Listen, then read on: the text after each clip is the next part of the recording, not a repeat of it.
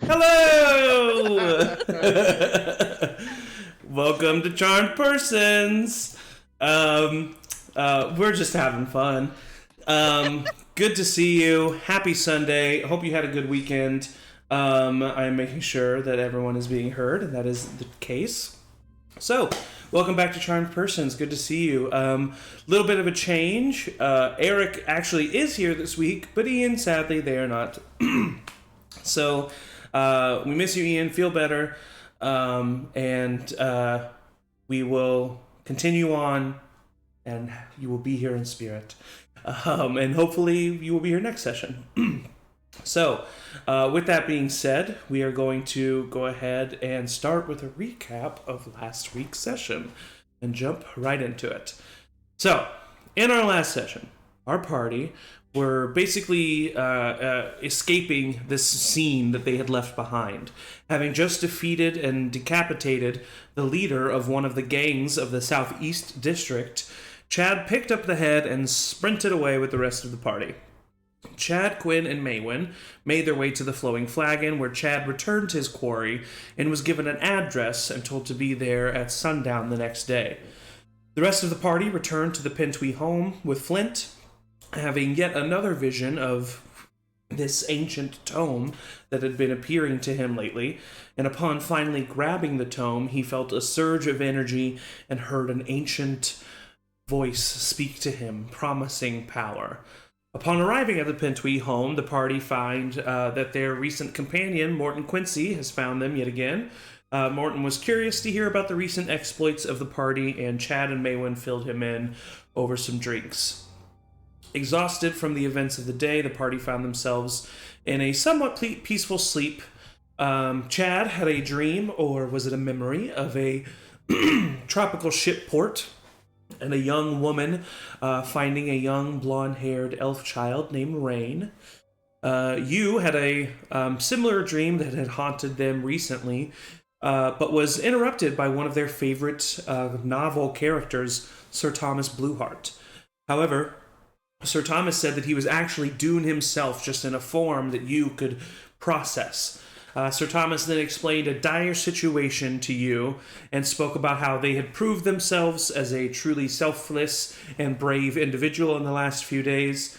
Therefore, Blueheart, or Dune, made you recite the Oath of the Watchers and granted them the status of a Watcher. You then woke up to find a figure surveying the Pantale home from the building next door. This turned out to be a man who referred to himself as the Shade.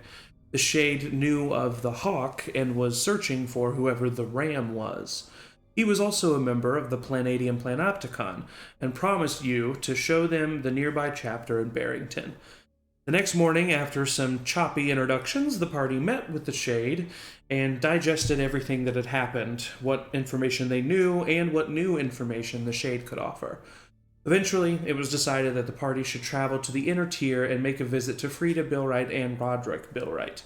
Both seemed to have ties with either the Hangman or the Free Miners, and both could provide more information to the party.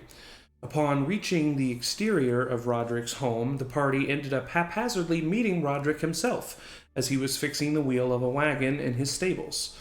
Roderick showed himself to be a charming man that lacked the snobbery of the upper class of Barrington. He then invited the group to a party that he was attending that evening, the address being the same address that Chad had received earlier. After leaving Roderick, the party decided to return to the Pantale home and get ready for the event, as Frida Billwright was supposed to be there as well. However, when they reached the Pantale home, our party discovered a devastating state of affairs. The Shade, one of the twins, young Warren, and Brewster had all been slain. Gilmarie herself was almost killed, but was revived by Rosie and you. With Gilmarie's limited recollection of the events and the dying words of the Shade being etched in blood on the floor, the party realized that it was the Free Miners who had attacked and abducted Oren, the other twin who was supposedly still alive, and that most likely they were bringing him to the same party that they were attending. We left off after a tense interaction between Rosie and Morton, led to the realization that Gilmarie was gone. She left behind a simple note that read, "Rosie was right. This is my fault. I'm going to fix it." And that is where we left off, as the party is still somewhat reeling from the events of the day. You have 3 dead bodies, all currently covered in the kitchen. Gilmarie is missing. The sun is starting to wane in the sky. What do you do? We need to find Gilmarie first. She's gonna get herself killed. She'll be Anybody fine. disagree with me? She'll be fine. Do you really think she'll be fine? And I storm upstairs. Careful to avoid looking at any maybe blood that I've. Is there that the dagger with the Planopticon? Is that still around, or somebody grabbed that? I would assume you removed it from his chest where it was sitting. So, yeah, I mean, you could have been the one to, because you said that you were also getting Warren's body. So, yeah, I just wanted to ritually cast Identify on it, just to see if anything. Yes, it is not a magical item. However, the symbol on it, the dagger itself is not magical, but the symbol itself, when you look at it, it has kind of a magical.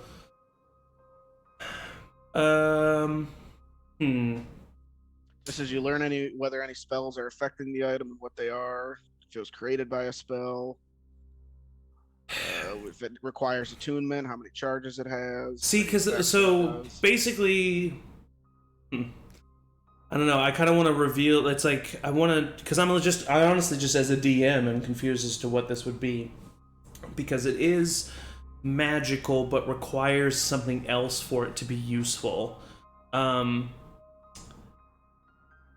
You know what? I'll just say you cast Identify. You know that the symbol specifically on this dagger is some sort of key that opens some sort of door. If that makes sense. Yep. You know what I mean? So it's like it's a magical key, but it's not itself. You know what I mean? I just didn't know how to describe it. I got it. So I'm just giving you the information.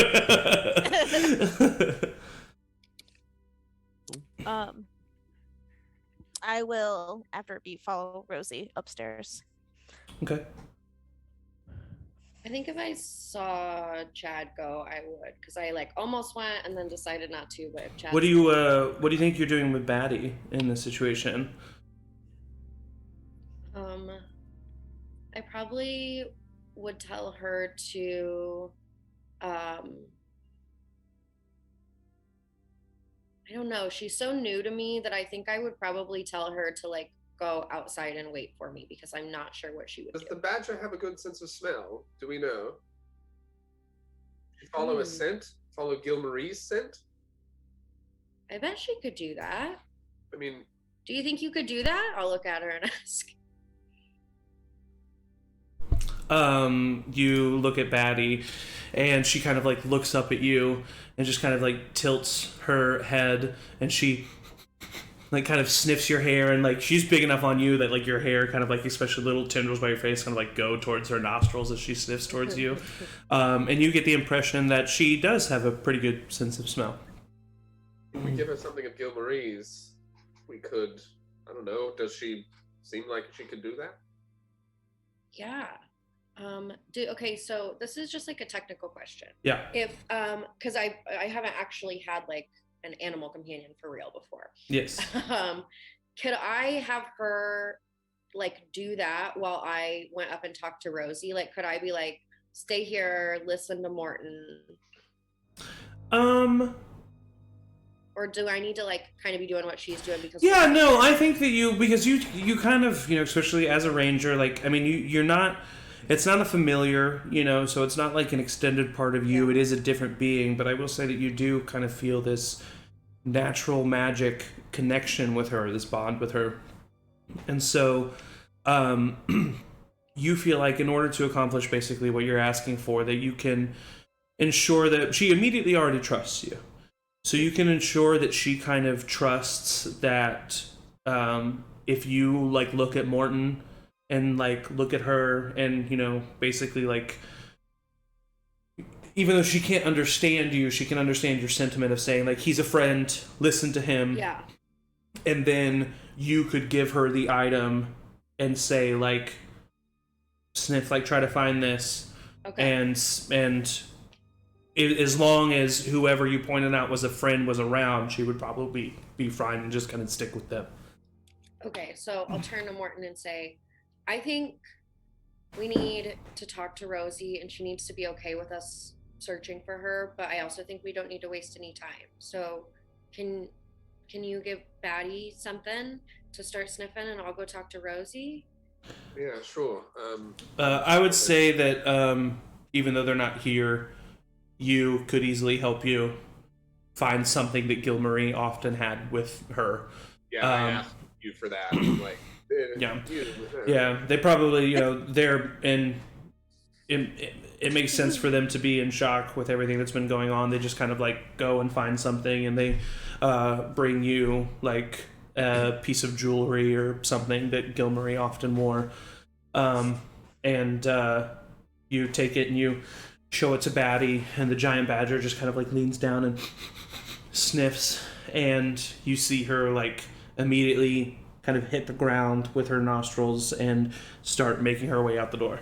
Oh, I put on my hood. Okay. And change my visage to like a person who has like a couple like scars on my face and a little bit just different. So a little rough and tumble. Yeah, a little rough and tumble, and then just immediately go out the door. Okay. With Batty. We will check back in with that. So Chad and Maewyn, you head upstairs. Rosie, you kind of had a head start. So where was Rosie headed? Well, probably just to her bedroom. There was a load of laundry that needed tending to, and you know, just got to move forward sometimes. Yeah. So I'm busy doing that. Yeah. Would you have you think you would have like shut the door? No. Okay. Yeah. So Chad, after a minute, you walk up and you just kind of see Rosie standing beside her bed, folding a basket of laundry with the door open. Oh, Chad, do you need anything washed? I'm gonna do another load here in a little bit. This place is a mess. Yeah. And I'll turn to Maewyn and say, can you, I mean, okay if you like listen, but can you just give me a second? And I'll walk up to Rosie and kind of just like kneel next to her and not really make eye contact, keep looking down and say,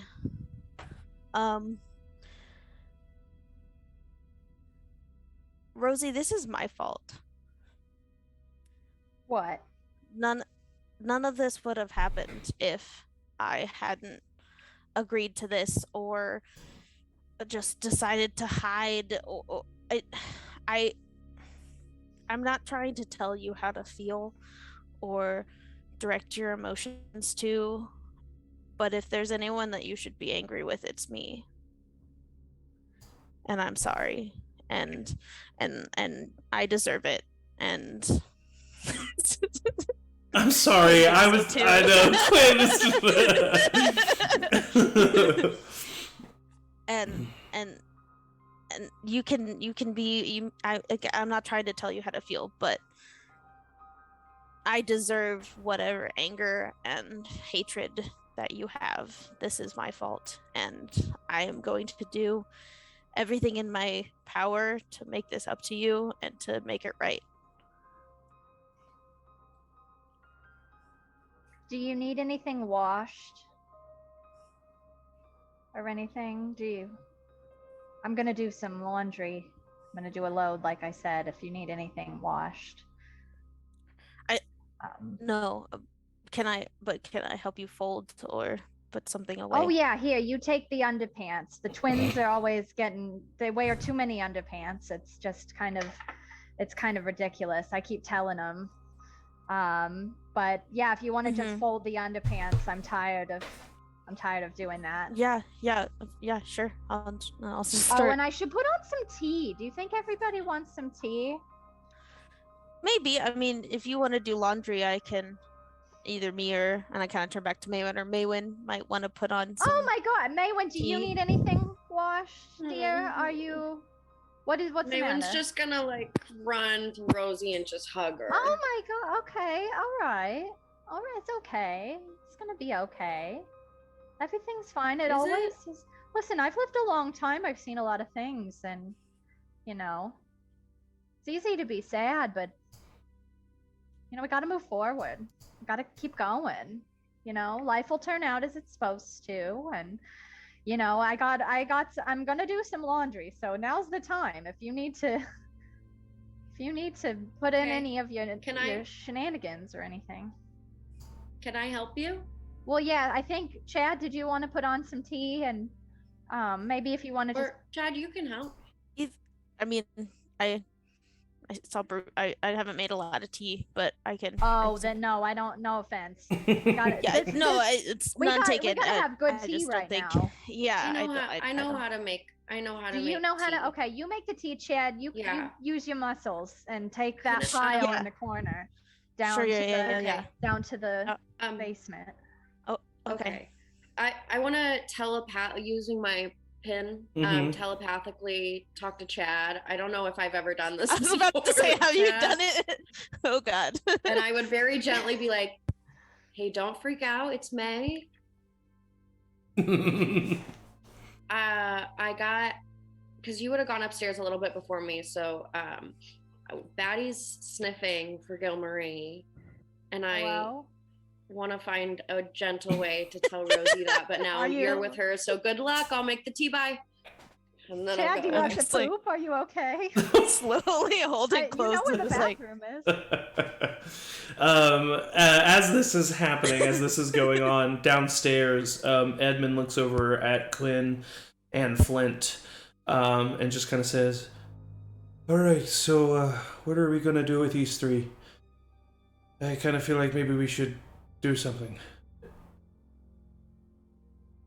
We should, I guess, bury them. I don't know if we can bury all three bodies before sundown. I don't know, do either of you have any abilities that I'm not aware of that makes you pretty good at digging? Good digger. Could do mage hand and like have another shovel going or something. I guess it wouldn't hurt. I have some mason stools. Right. Also, I think that there are other Pintui family members that live here. We need to get them with some temporary home. I feel like they can't stay here.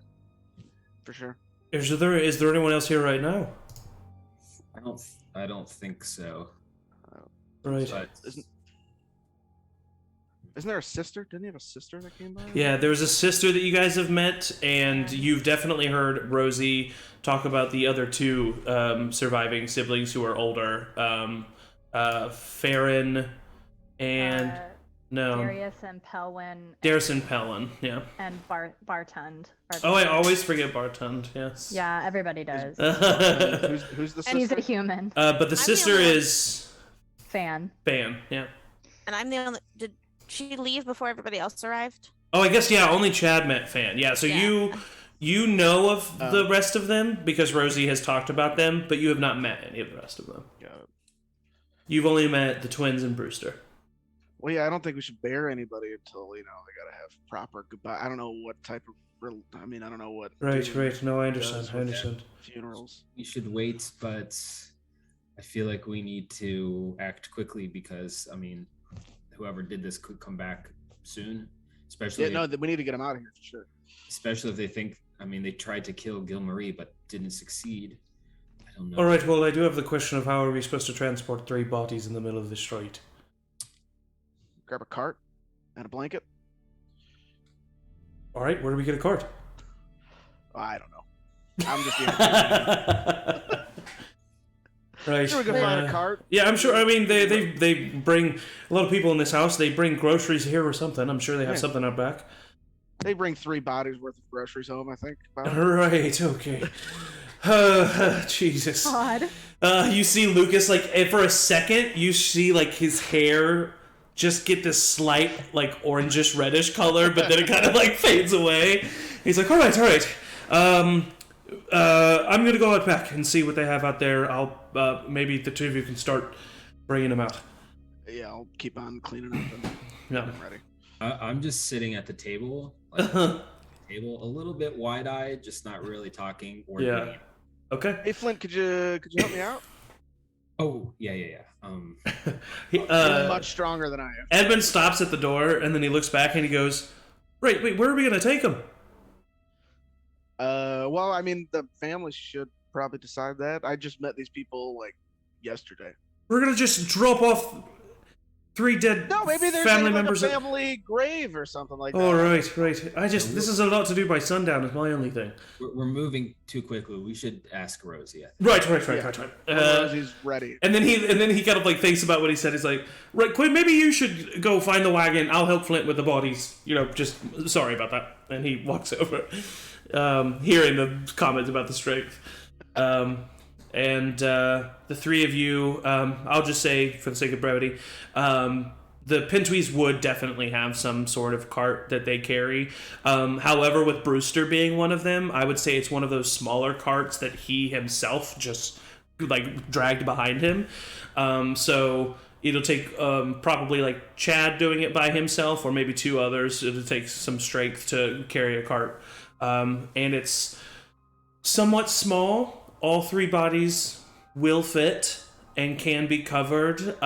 Some knees may need to be bent, and some, cuddling may need to happen. But can I draw like the symbol of Dune on the blanket before we put it over, or the sheet or whatever? 100%. So as the 3 of you are kind of doing that, that'll take a minute. We will cut over to Morton following Batty. So I am going to roll, or you know what, I'll just have Emily, I'll have you roll it. Roll a perception check for Batty. Because she's using smell, she has advantage on this. And she gets a +1. I need to look up her stats real quick. Sorry. Yeah. It up and It's okay. That's why, yeah. Can I add anything with my investigation? It would have just given her advantage, which she already has. Great. Because, I mean, you can roll a separate investigation check to see if you see anything. I'll do that. If you want to do that, yeah. Yeah, because I'm for sure he's like on his guard. Yeah. After a brutal murder. Yeah, for sure. 19. 19, okay. Nat 20! Wow, nat 20. Okay, so I would say, following Batty, she immediately catches a smell and starts like following it through the crowd to the kind of northeast-ish. And as you're following her, a couple steps out of the way, you see Batty kind of like turn into an alleyway, and she gets to this like T section at the end of the alleyway, and is kind of like sniffing in both directions and is like not really sure where to go. And you then kind of like frustratingly are like looking around, and then with a nat 20, I'll say you notice that you just happen to notice like just like a pretty small drop of blood off to the right side of the alleyway. And Gilmarie wasn't bleeding too bad. Most of her damage came from a strangulation to the neck, but she did have some slices on her. So, you know, you definitely, there's could be anybody's blood, but you're pretty sure. And you take Batty over there, and she kind of sniffs the blood a little bit, and then immediately is back on the trail, and she keeps going. So you passed one of 3 searches. So go ahead and roll another investigation check and another perception check at advantage. Investigation. That's not as good. That's a 10 for investigation. Okay. So you said perception with advantage? That's for Batty. Yours is just the investigation. 16. 16. You With make, advantage, right? Yes, with Yeah. advantage. You make your way out of the alley. You kind of cross the street into another alleyway. She's continuing to sniff. Occasionally, she just kind of like stops and looks around, looks over at you, and then like sniffs the air, catches something again, and then goes back down and keeps looking. This time, you're not really. She's leading you around. You're not really able to see any signs of anything. She takes you through a couple other alleyways. You're starting to notice the general direction that you're going, but you don't want to make any assumptions yet. Go ahead and make one more investigation check, and Emily roll a perception check at advantage. Ooh, 7. 17. 7. With this, the baddie kind of like continues to lead you in a certain direction, but eventually she loses the scent. She like goes to a street that has like a few puddles around it and probably loses her scent in the water.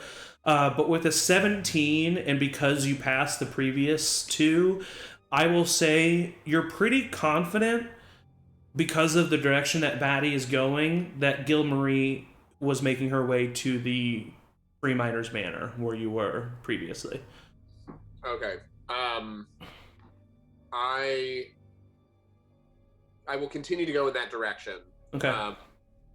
I would like to basically, before I continue in that direction, be like, Batty, come here, and like move over to the side. He comes up to you. And like go into like an alley where there's nobody. Yeah.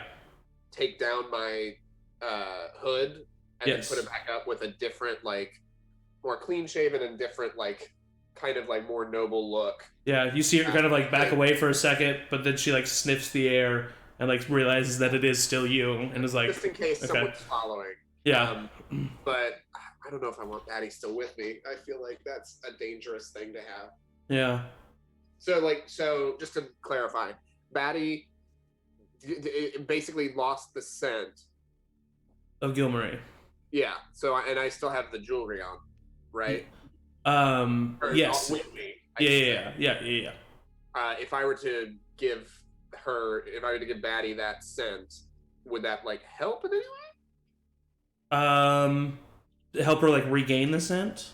Yes, to like continue in that direction so we know exactly where. She knows what the scent of Gilmarie is, but when she ran across the puddles, she doesn't know where it continues from after that. Gotcha. And I'm still like pretty like fairly confident that I'm going in the right direction. Yeah, I mean you put with an investigation of 17, you feel pretty confident, like you're not sure where else she would be heading if she wasn't heading towards the Free Miners Manor. Great. Then I look at Batty and I go, it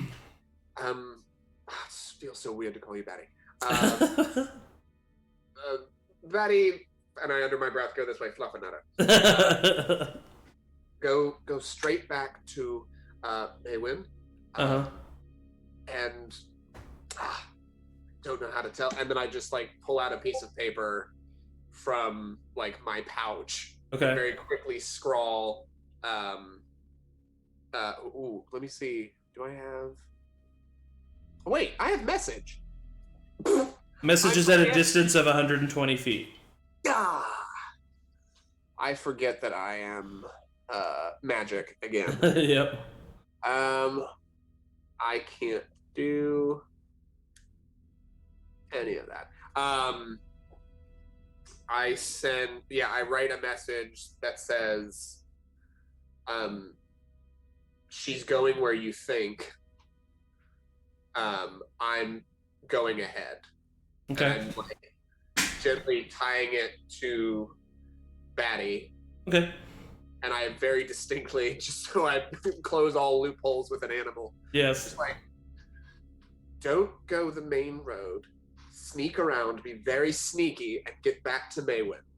Go ahead and roll an animal handling check. I'm gonna be so bad at that. Badgers definitely know the difference between main road and side Yeah. roads, for sure. Yeah.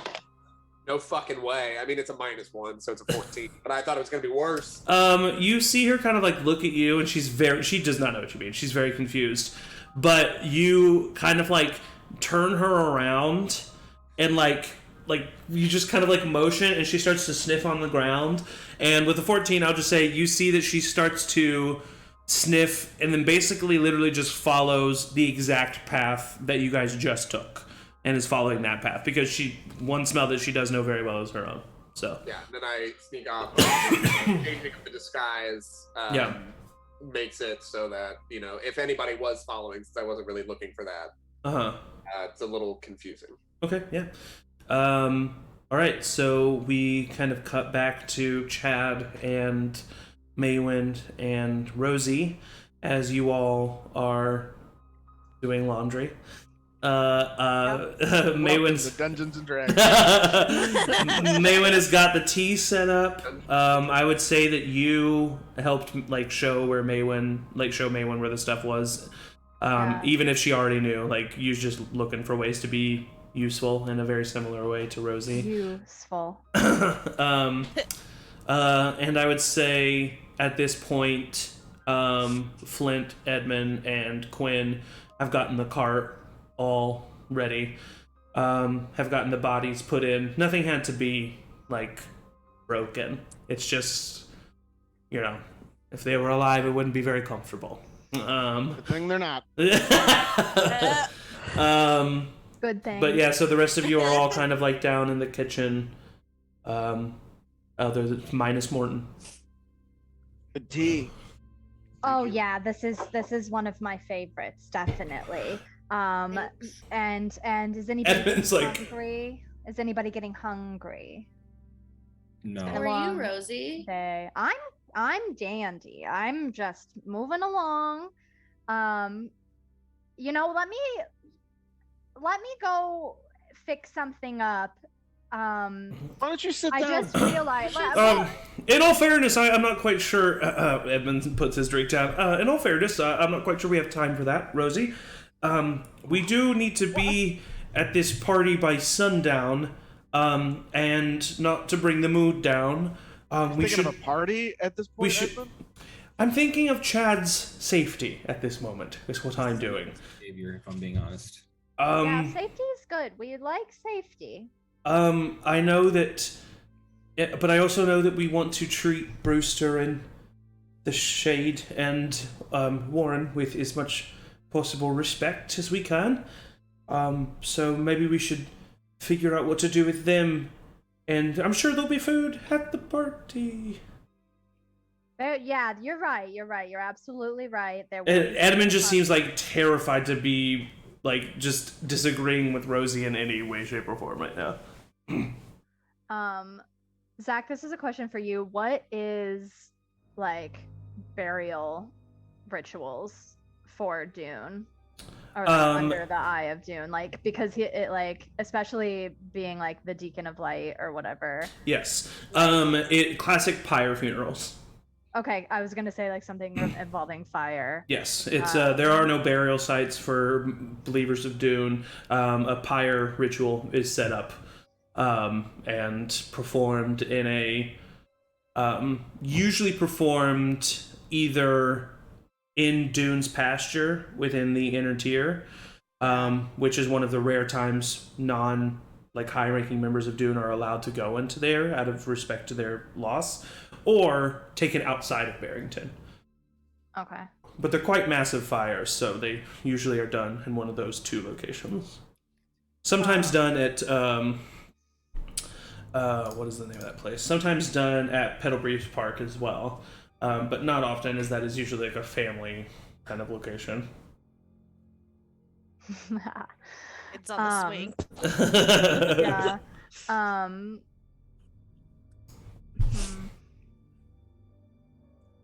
You said sometimes it will be at Petalbreeze Park, but not often. Yeah, sometimes. And I mean, sometimes people have done them in their backyard. They get fined for those, but I mean, it does happen. It's it's unfortunately, think of it as similar to fireworks. Oh, okay. Hurry up. Yeah. Okay. Well, I'll look at who was saying it about we need to Edmund. So I'll look at Edmund and I'll be like, "Oh, where is everyone? Where are they?" We very respectfully and politely put them in a cart in the garden for transportation. Oh, Brewster's cart? Yeah. Mm-hmm. Yeah, that's a good cart. Okay, well, Pine. no mind. And I'm just gonna disappear into the backyard. Okay. Just without telling anybody. I don't want anyone to follow me. Okay, so you're trying to like be, as in, you're just not talking to anybody, or as in like you're trying to stealth away? Like I mean, I just am talking to them, but I just like cut off and. Okay, gotcha. Yeah. It's very obvious. Yes, gotcha. Understood. Understood. And I'll go to the backyard, and as like the closer I get to the cart, I will kind of like hesitate a little bit. And you said they covered it and put the sign of Dune. Yes. On it, or they said that. I'll see the sign of Dune. I'll internally throw up a little. And I'll make my way to the cart to like pull just the cloth up from where the heads would be. And then I'll touch all 3 heads and cast gentle repose on them. Yeah. It'll take about 10 minutes because it's a ritual. Yeah, I think that since it takes about 10 minutes, I think that like Edmund, he was the one talking to you. He follows you and then kind of stands at the doorway when he sees, like at the doorway to the back door when he sees what you're doing, and anybody who tries to like go out to Rosie, he stops you. I mean, he's not like forcefully going to stop you. You can push past him, but he's trying to let Rosie have this moment. Yeah, and it says it is verbal, somatic, and material. So I'd like to think that I have the pinch of salt and the 1 copper piece per each eye for. And as is the way in these Dune ceremonies, especially with something like gentle repose, it never really states how the somatic component needs to be delivered. And throughout the traditions and years of practices, you sing/hum the tune of this spell as your lilting voice kind of permeates through the air. You cast gentle repose on all 3 of them. The shade is quite easy for you to do this. You didn't know the shade very well. And then you go over to Brewster and put the copper piece on his forehead. Take the bit of salt, spread it across his torso. He, while slain, looks peaceful in this moment. And you have the poignant thought of the pleasantness of him being here in his garden in this moment. And you move over to Warren. And you place the copper piece on his forehead. You sprinkle the salt. He just looks like he's sleeping. His wounds are not near his head. So it's not something that's super visible in this moment. And you kind of sing as you run your fingers through his hair, as you always have. And sorrow for sure fills your mind, but as does the drive and motivation to make sure that you don't see Orin this exact way. And the spell has been complete. The ceremony is complete. And as I cover them up, I say, okay, well, if you need anything, let me know. I'll just be inside. And I'll like turn back and see Edmund and be like, okay, well, if you all are going to want to eat something, you're going to have to come. We're going to have to get to this party. I am getting a little hungry. While Rosie is out of the room, I would kind of turn to everyone and say, is it a good idea that we all go to this party anymore? I mean, I feel like Rosie shouldn't if her whole family's in danger, and then people should stay behind. And I mean, I have to go, but I feel like I don't speak. I don't speak for everyone, but I do not think it is a good idea for us to be. I mean, every time we've separated or left people alone, it has not ended well, and that's my personal opinion. I'm not I know that we have Cuinn and Morton's abilities to literally look as if they are other people. We don't all have to physically go into the actual patronage of the party. Maybe we can have a team that is trying to do some sleuthing, or I don't know, but I just feel like we should all be within close range of one another. But that's my opinion, and I know I just met all of you, but that's my thoughts. No, it's fair. Also, where's Morton? Is he? Did anybody see where he went? Morton went with Batty, and Batty was gonna sniff and see where Gilmarie was going, just so we know. Maybe that will tell us what we should do. Yeah. Yeah. I mean, what time of day is it, Zach? Is it like getting close to sundown? Yeah, it's like probably at this point with everything that's happened, it's like you're about an hour away from sundown. Okay. Yeah, and the address is in the upper tier. No, it's in the Southeast District. Oh, okay. Yeah, it's about just for travel time. I know it's. Yeah, if you were to look at you, if you were to give it to you and ask you where it is, you would be able to tell you that it's like probably a 30-minute walk from where you are right now. Okay, so we should be heading there soonish. This party isn't like a party? Anybody? What do you think it is?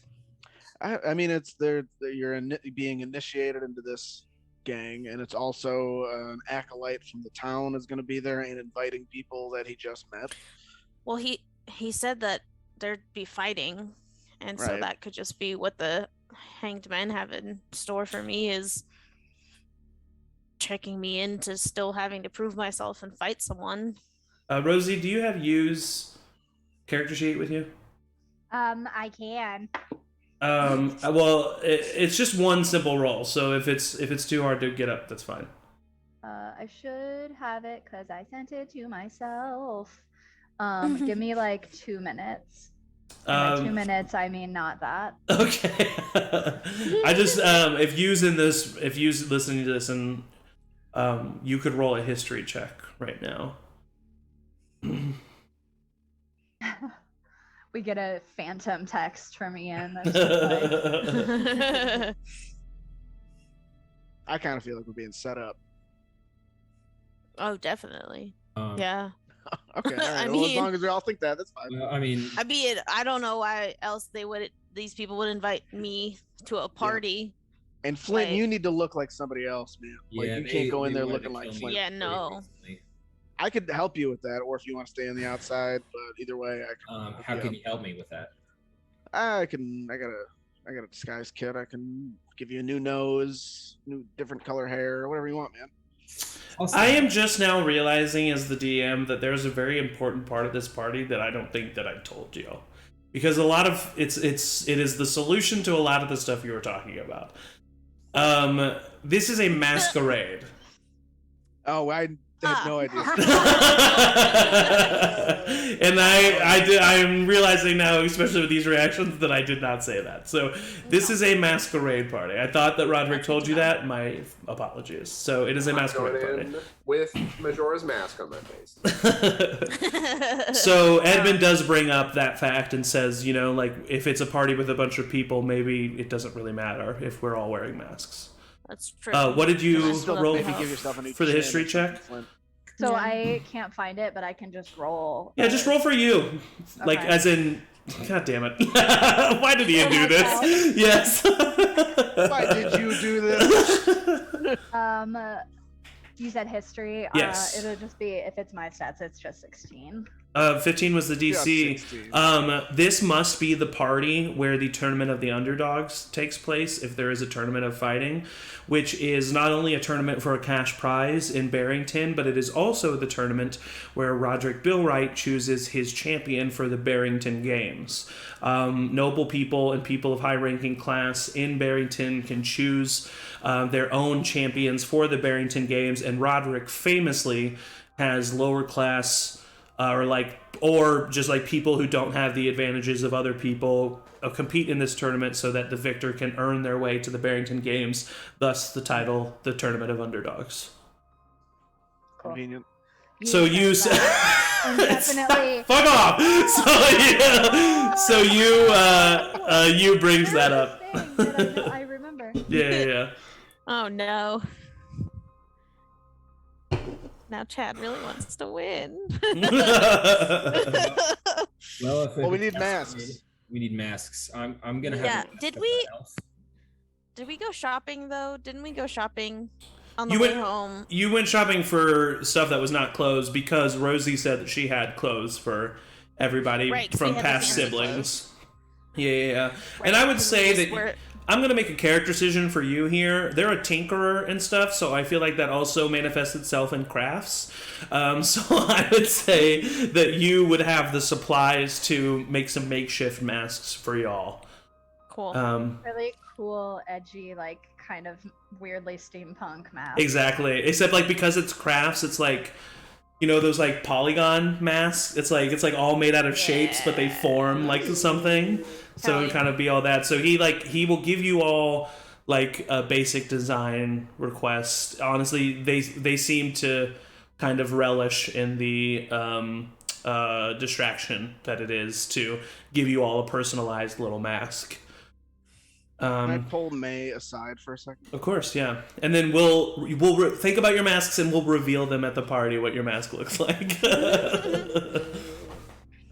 May, what do you think about getting a mask of a wolf and a lion?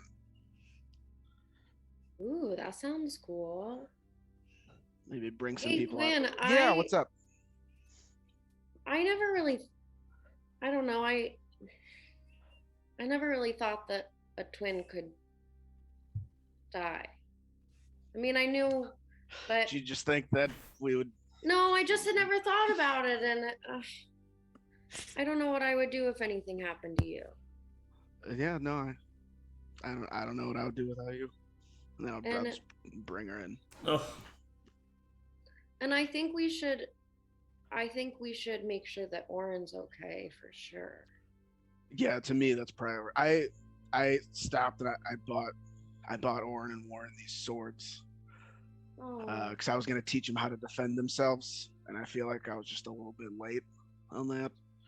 Well, maybe can Oren use both of them, and then he'd be really defended. Maybe my idea is now he can use both blades when we find Chad. Ooh, okay. I'm the one that did this. I'm fine. It's as you two are kind of talking about this, Maewyn, you hear a little at your feet. Oh, hi! And you look down and you see Batty, and you see on her left foreleg a message is tied with like a bit of string. Ooh, I'll pick it up and I'll open it so that Cuinn can see it as well. I didn't know badgers could write notes. You see that the message says she's heading where you think. What'd you say? She's heading where you think. I'm going ahead. Yeah. Where do we think she was going? I don't think we discussed any of it. What I was thinking. Is it a puzzle? I was cleaning up. How did you guys it's weirdly cryptic. Why didn't he just say where they were going? Maybe we should ask around. Batty, do you know? Were you supposed to know? She kind of just tilts her head. Okay. Can you talk to Batty, or is it just like a normal? We just know. We just get each other. Kind of like we get each other, but different. She sniffs the piece of paper in your hand and then grabs it and starts munching on it and eats it in like a couple bites and swallows it. No. Well, all right. We know what it said. Well, maybe we should ask. But I do think the masks would be cool. Yeah, Wolf and I don't know, because they're kind of involved in this. Maybe we could, I don't know. Maybe they're there. Do you think that they're not going to be there, right? That'd be crazy. Well, maybe we shouldn't have masks like that if they're going to be there, because we can't. Maybe we should have 2 sets of masks. So if we see them there, we can change. You declines the idea of making both of you 2 masks. I can do disguise self. That's true. Make a new mask. True. I can go make. I can just go out in the garden and use some like leaves. Well, then in that case, you just doesn't make you a mask. Oh. What? He doesn't make Cuinn a. They don't make Cuinn a mask because you can just. I need 2 masks. I need a wolf mask, and then if things happen, I'm gonna do a different. Oh, I guess you can't just because then you would just be disguised. Okay, they make you. I can also use my disguise kit. Yeah. I could use it. It's a team effort. The masks are a team effort. Yeah. Yeah. We can make 9 masks in 30 minutes. Okay, so you inform the rest of the party of Morton's message, and as you do so, we cut back to Morton. Who is currently... Where did we think she was going? I would say in this brief amount of time, you have made your way to the manor, and you are in an alleyway with the eyesight on the manor, just kind of looking at it in this one moment. Yeah, I'm looking around for any sign of Gilmarie. Make a perception check. Can I investigate it instead? Nope. Damn it. 1. You're looking it over, and you see that there's 2 guards at the front. You see some movement from the inside of the house, but you can't really notice anything specific. Fuck.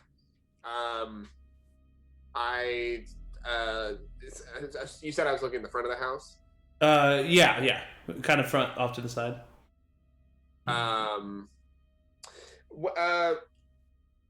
What race is Gilmarie? Gilmarie is a wood elf. I walk up in my disguise. There's guards at the front, right? Yes.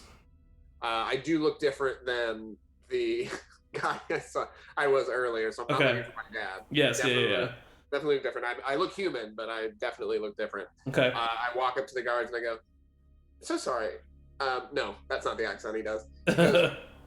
So sorry. Have you seen a wood elf woman go by?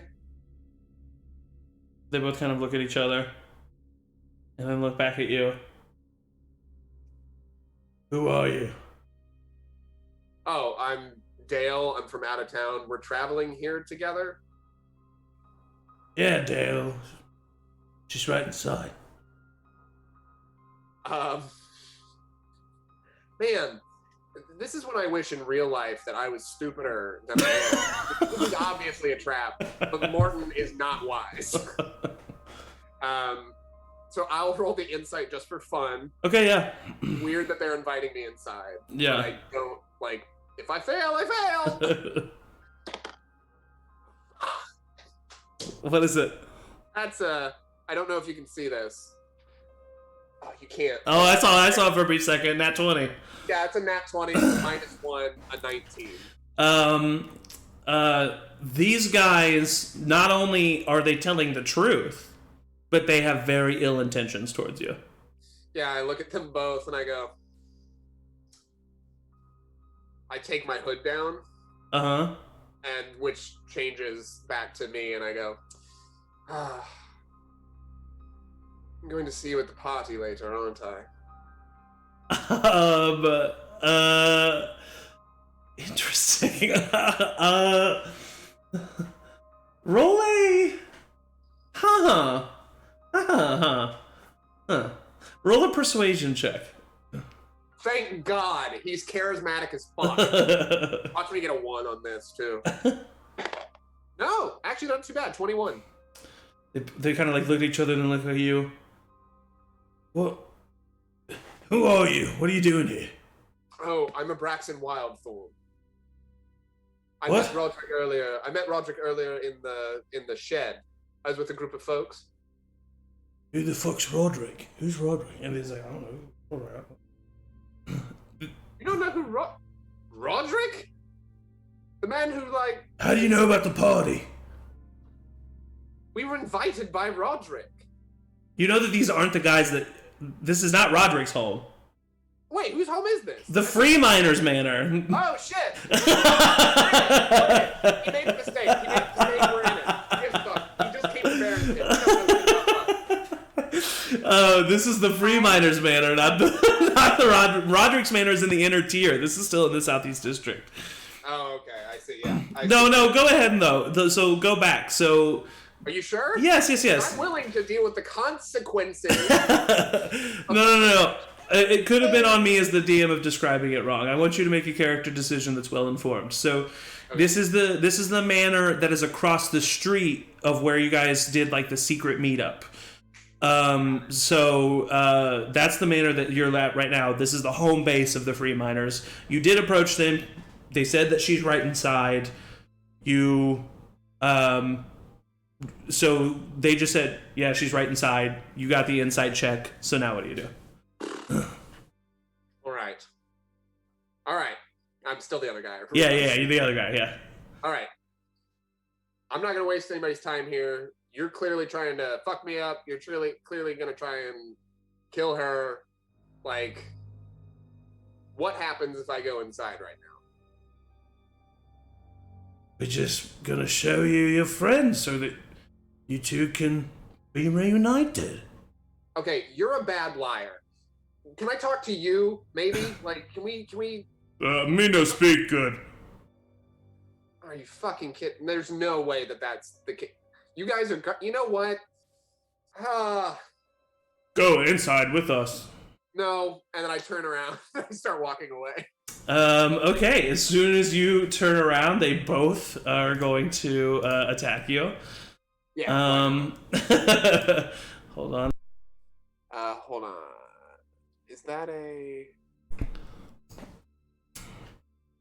Alright, so the first one gets a 14, which I think misses you. No, it hits me, but I'm going to cast Shield as a reaction.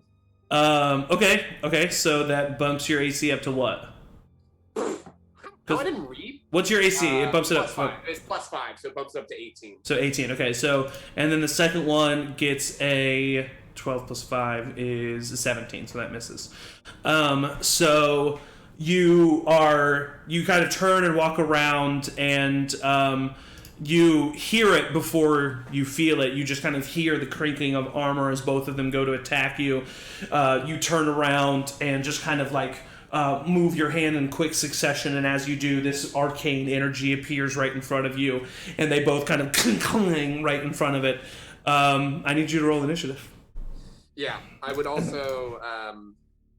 no, I'll ask when we're in combat for that. Okay. It's a very quick question that might end this scenario quickly, or I'll just die. Okay. Okay. Oh, God! Fuck! It's another natural one! They got 13, so they're both going to go first. The shield is now down. No, that's not true. It's until your next turn, right? A round. So, start of his next turn. Yeah, so I'll say you still have it up. So they're both going to attack you. Miss and miss with the shield. So they both attack you again. You're kind of like just backing up a little bit as you're using this shield. It is now your turn. Okay. If I were to take off my hood and put up another disguise, would that count as an action? Yes. Okay. Because casting disguise self is an action. Yeah, that's what I thought. That's why I wanted to come. Yeah. Yeah. The item basically holds the spell for you. It is not. The item does not cast the spell. That's what I figured. Well, you know what? I'm gonna. No, because that would technically incur an attack. I'm gonna draw my rapier and back up. Frida works for the Free Miners? You know that Frida and the Free Miners are they're involved somehow. Okay. I back up, draw my sword, and go, Frida wouldn't want you doing this. And just back up like 8 foot. Roll a intimidation check at disadvantage. Ooh. disadvantage? Oh boy. Yes. That's 13. That's oh damn, that would have been great. That's a 13. 13. They kind of look at you. One of them is thrown off and kind of he's stunned for a moment just at the mention of a name. But the other one does attack you. And he gets a 20 to hit you. So that is 4 points of damage. As he has a club that he's just hitting you with, like a big club. So he hits you with 4 points of bludgeoning damage, and is just looking like he's going to continue to attack you. It's your turn now. All right, I try to like shake my hood, and do I know about tieflings? Nope. Okay, do I know about any other abominable beings? The most unique looking race of individuals that you would know of the existence of is Dragonborns. Okay, I'm gonna like shake my hood real quick to cast disguise self using my action. And revealing a black dragonborn face with bright, like sickly green eyes. Okay. And change my voice to something very low and deep that I'm not going to do for pain. Okay. Low and deep, and just yell "stop" at them. Okay. Try and get them. Roll an intimidation check. This time it would be at disadvantage, but with the casting of the Dragonborn, it makes it look a little. So I'll straight roll, just intimidation and straight roll. Okay. Not bad. That's 19. 19. The two of them kind of like look at you, and then look at each other, and they don't back away from you, but they don't attack you in this one moment. Great. I say,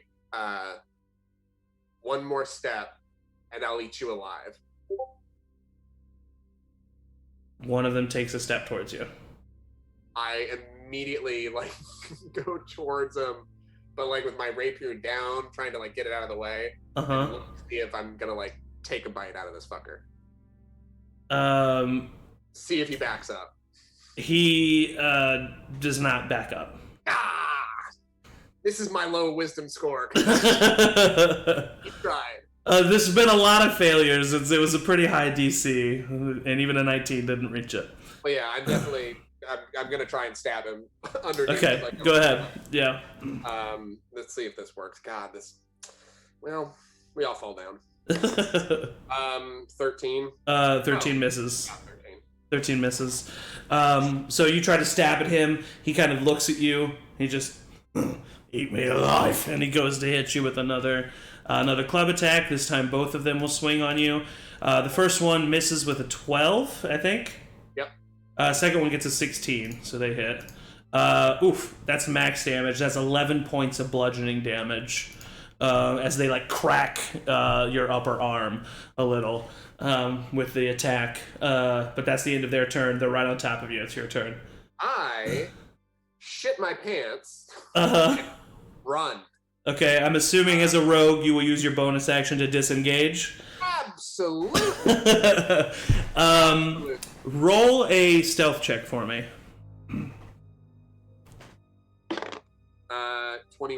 21. Easily enough, you immediately realize, okay, these guys aren't messing around.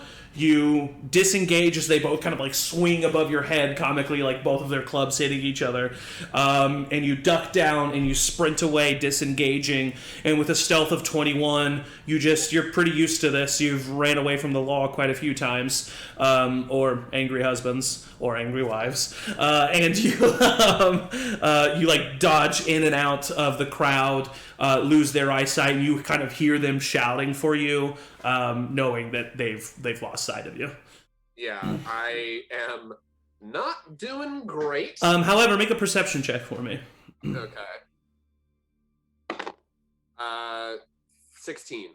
With a 16, you were distracted by the fight that happened and you just ran in the opposite direction, but you do see a carriage leaving the Free Miners Manor, heading towards the kind of southwestish direction, and is being driven by a short-haired dwarf woman. Yeah, I'm gonna follow it, broken and bloody. I'm gonna just follow it out.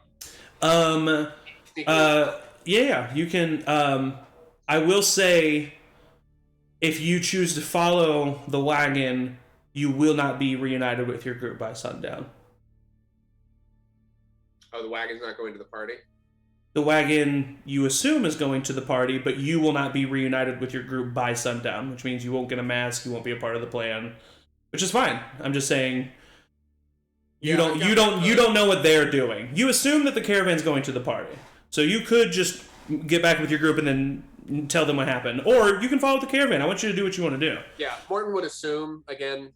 He would assume that they're going to the same place. Yeah, well, I mean, Gilmarie said it was a short-haired dwarf woman that led the attack, and then the Shade said party. So you would assume that they're taking, most likely on top of Oren, now also Gilmarie, to the party. Speaking of Gilmarie, yeah, I guess Gilmarie would be in the thing. He's smart, just not very. Yeah. Yeah, I mean, you're good at an investigation. I think you've put the clues together, and the healthy assumption is the fact that that caravan, or that wagon, as well as having a few free miners in it, probably also has Oren and Gilmarie in it. Yeah, he doesn't want to lose. Gilmarie's trail because they've suffered enough loss. So he's going to be sneaky, even if it's he's like, ow. Yeah. Not doing great. He's going to go in that direction and stealthily follow behind. Okay, so you're not going to reunite with the party? No. Okay, all right. What do the rest of you do? Where did we think she was going? I have no idea. Yeah, that's what we're trying to figure out. Was it signed by Morton? No. Nope. I mean, Morton was the one with Batty. Yeah, I mean, it's not a jump. Probably. So, yeah. It seems very Morton to wander off from us and not tell us what is happening. So. Or give a cryptic note. Rosie, where do you think that she was gonna go? Well, who knows? I don't really know. There's if you don't so many things I don't know. I mean, but where do you think? She said she wanted to fix it, right? She wants to fix it. I mean, I would say Edmund and you bring up the clues, the evidence that you guys currently have, and the evidence that Gilmarie would have had. And, I mean, party, sacrifice, you guys talked about how they were going to... I mean, it just seems like everybody's probably... I would assume that you guys would say that Morton saying she's going where you think, you would think she's going to the party. Yeah. Yeah. Yeah, I mean, that's where... It just seems that's where all roads are leading to right now. Yeah. So, hey, so maybe Rosie, we just... Do you feel like you could go to the party? Yeah. Well, if I'm not going to go to the party, then I am going to have to eat something soon because I am famished.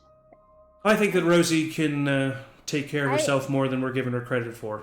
I have seen a lot of years, and I think a party would be good for me. Yeah. At this particular moment. Edmund kind of like gives you a firm but still gentle fist bump on the shoulder. Yeah, and says, "How about maybe a stiff drink?" oh, really? Sorry, I did not mean to. I'm joking. Oh, all right, sorry. I thought I was getting the vibe of the situation, and then it felt like I didn't, and then I was really. Oh, I'm so sorry about that. No, it's okay. It was fine. Right. Okay, good. Right, yeah. I need to drink alcohol immediately.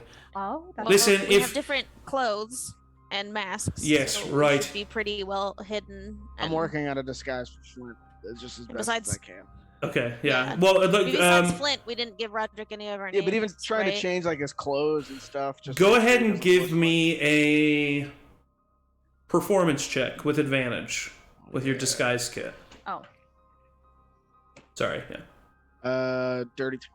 Dirty 20. You feel very confident. Flint looks like, especially with the mask on and everything. I mean, you kind of like braid the like beard into the mask and like make it kind of like look like it's a fur covered mask almost. Nice. And yeah, so Flint looks unrecognizable. I still Don't want you to my, die. I still need to wear my under beard scarf that Rosie made me. Aw. Yeah. We can incorporate that. Sweet. Yeah. All right, I guess I'm a new person. This is Edmund kind of looks around and he's like, if Morton's heading to the party, I mean, what? All right. Well, I hope we see him there alive.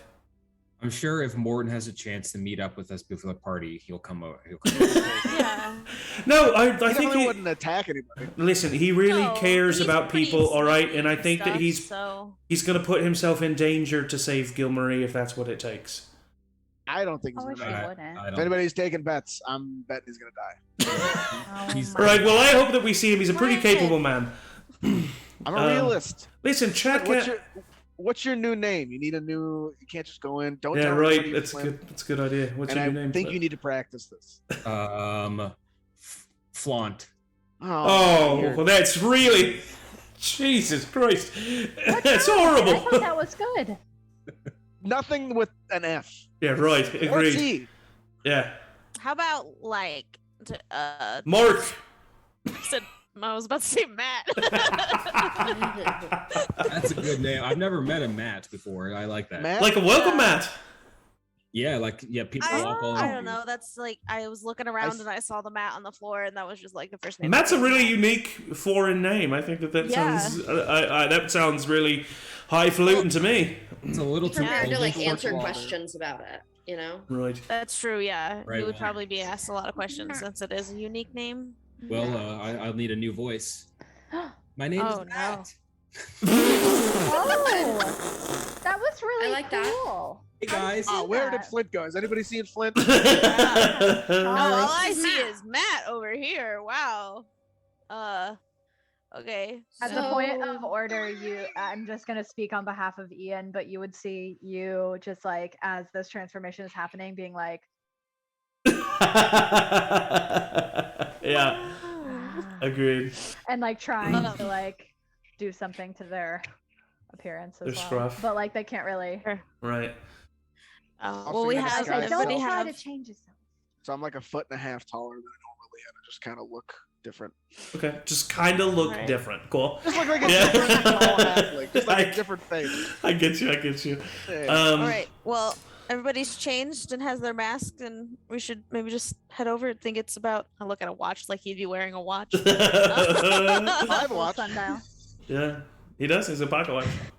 We gotta get going. Yeah. Okay. Yeah. I think. And I'll. But the pocket watch, it doesn't have a bunch of numbers on it. It just has a moon and a sun, and it's like it's which one is It's almost sundown. Yeah, I feel like I should maybe enter after or before you guys. Like You if should not the go all in. Yeah, maybe No. we. split up Agreed. into No, groups. I agree. I think that we all should just kind of maybe pair off, triple off, and yeah, let's have some fun with it, right, Rosie? Sure. It is a party. Yeah. Yeah, I think maybe I want to All go right. first because I was explicitly told to be Woo! on time, and so I don't Right, want to yeah. be late. Yeah. I can't course. wait I'll for the just- party. Matt. And I also think that Chad should probably not pair off. Like the rest of us should, No. but Chad should probably be by himself. no, I'll Yeah, just right. I'll just be me and my mask. I'll go with I don't. May. Do I need a mask? I'll go I with don't you. know. I'll have one just in case. But you. Need it's a masquerade. Flint, you Yeah, and but me, if I'm right? Fighting, I I'll don't go. think I'll go with Edmund. Oh wow! All right, this is night and day. Great. All right, so Rosie, who did you want to go with? Me and May, Well, or me, Edmund no, I'm gonna and go with Matt? you. Me? No, you. no, you. You. The one that he. Oh, Stop it. It's not funny. all right. Okay. So, for the sake of brevity, drink. You all make your way to this party as the sun begins to set, and as you arrive, you start to here. Hold on, just a second. Boop, boop, boop. Boop. Boop. Boop. Yes. Boop. Boop. Nice. Dancing. And that's all I'll sing for copyright. As you arrive to this party, you see that it is most likely, from what you've seen at least, the largest manor that exists in the Southeast District. It is on par with all of the inner tier manors that you have seen. It is surrounded by an iron wrought picket fence, and is so large that it has a huge courtyard in the front with a circle driveway that wagons are pulling in and pulling up to the front. In this driveway, you see it kind of like go off to the side and split off in the circle and the trail follows to where you see a large stable area that is currently not in use. Everyone is following the circle drive to the front of the manor that is quite large, 2 stories but very wide. Has a large set of staircases that look almost like, the New York Public Library, like just wide, and expands almost the full length of the house as it then tapers off to these huge double doors that enter into this manor that are currently open, and the tip of the archway of these huge double doorways is a big stained glass artistic representation of the symbol of Barrington. And as you approach this manor, some people are in wagons and getting out of their wagons that are then being pulled away by their drivers. Some people are approaching just from the street. You see that everyone has various styles of dresses and suits and masks. There are quite a few people. Almost all of them seem to be part of the upper class. However, there are quite a few that you see that are maybe middle to lower class people who are trying their best to fit in, trying their best to kind of like match the aura of those who are clearly of the upper class. And you do see that there is a little bit of classism, the way that the two groups interact with one another. You also notice that there's quite a heavy amount of security here at this party. A lot of armed individuals that are not a one of them wearing Lucian Guard armor. All of them are wearing a more intricate, maybe slightly more elegant version of the Hanged Men armor. These Hanged Men are all very out in the open. The symbol of the Hanged Men on their chests, proudly adorned, and no one seems to be paying them any minds, but it is heavily secured. Chad, as the first to approach. You approach these big double doors, and inside you can see this big, deep purple carpet that leads from the staircase into the grand ballroom that's just inside. You see at the top of the stairs, you see this individual with wearing a servant suit, with long coattails that kind of like trail behind them at the back, and they have this like long bridged nose and like slicked back gray hair as they kind of like sit cross-armed with a scroll that's kind of like peeking out of their arms, that as people approach they kind of unfurl the scroll, like nod to the person and then like let them in. And as you approach, describe Chad's masquerade attire. I would say at the Pentwee home there are a plethora of options that you can mix and match to create all kinds of different outfits. And then, the polygon-esque style mask in whatever design you requested from you. Since he knew or assumes that he's going to still fight, he kept most of his outfit the same. Mm-hmm. He did find a cloak to kind of makeshift cape again. This time he found like a deep green instead of his usual purple, which he's tried to find purple and was a little sad he couldn't. But he got a deep green cloak, but the rest is mainly his usual attire of just a breastplate with some bracers. arm showing at the ready. Still fully armed, assuming that he can come in, just waltz in with his scimitars at his side. Mm-hmm. And then his mask, he actually, knowing you as a tinkerer, asked them to make him still a metal mask that matched his armor. So it's a silver mask with some gold outlines to make the shapes of its bird-like, not necessarily able to see what kind of bird, but it's like got the pointed nose, the like, you know, big eyes, and just like little bird-like, but not like outwardly so. Cool, wonderful. Yeah, you approach the man at the top of the staircase, and he looks towards you. Name, please. My name's Dreamy Strongjaw. I'm here to see Victor. I don't know if I'm on the official list. You are. Show some confidence, lad. Welcome. Oh. He kind of like squares his shoulders. Yeah, okay. And he kind of like waltzes in. You waltz in and immediately are struck with the aroma of seasoned, cooked, steaming meat, some steamed vegetables, fresh baked bread. You see that the foyer of this manor has turned into a large grand ballroom. Much like the picture you're seeing on Roll20, there is a double staircase that kind of leads up with the purple carpet, deep purple carpet taking its way up there as well, and then it splits off into two directions, and then is then covered by walls. There's no like banister or anything. You don't see what's on the second story of this home. You see artwork of various kinds all hung throughout. To the right of the grand ballroom, you see 3 doors alongside the right wall. And then to the left, I don't know if you've ever seen like a school like this or something, but you know those schools or office buildings or whatever where the walls are like sliding panels that can be like moved to make larger rooms?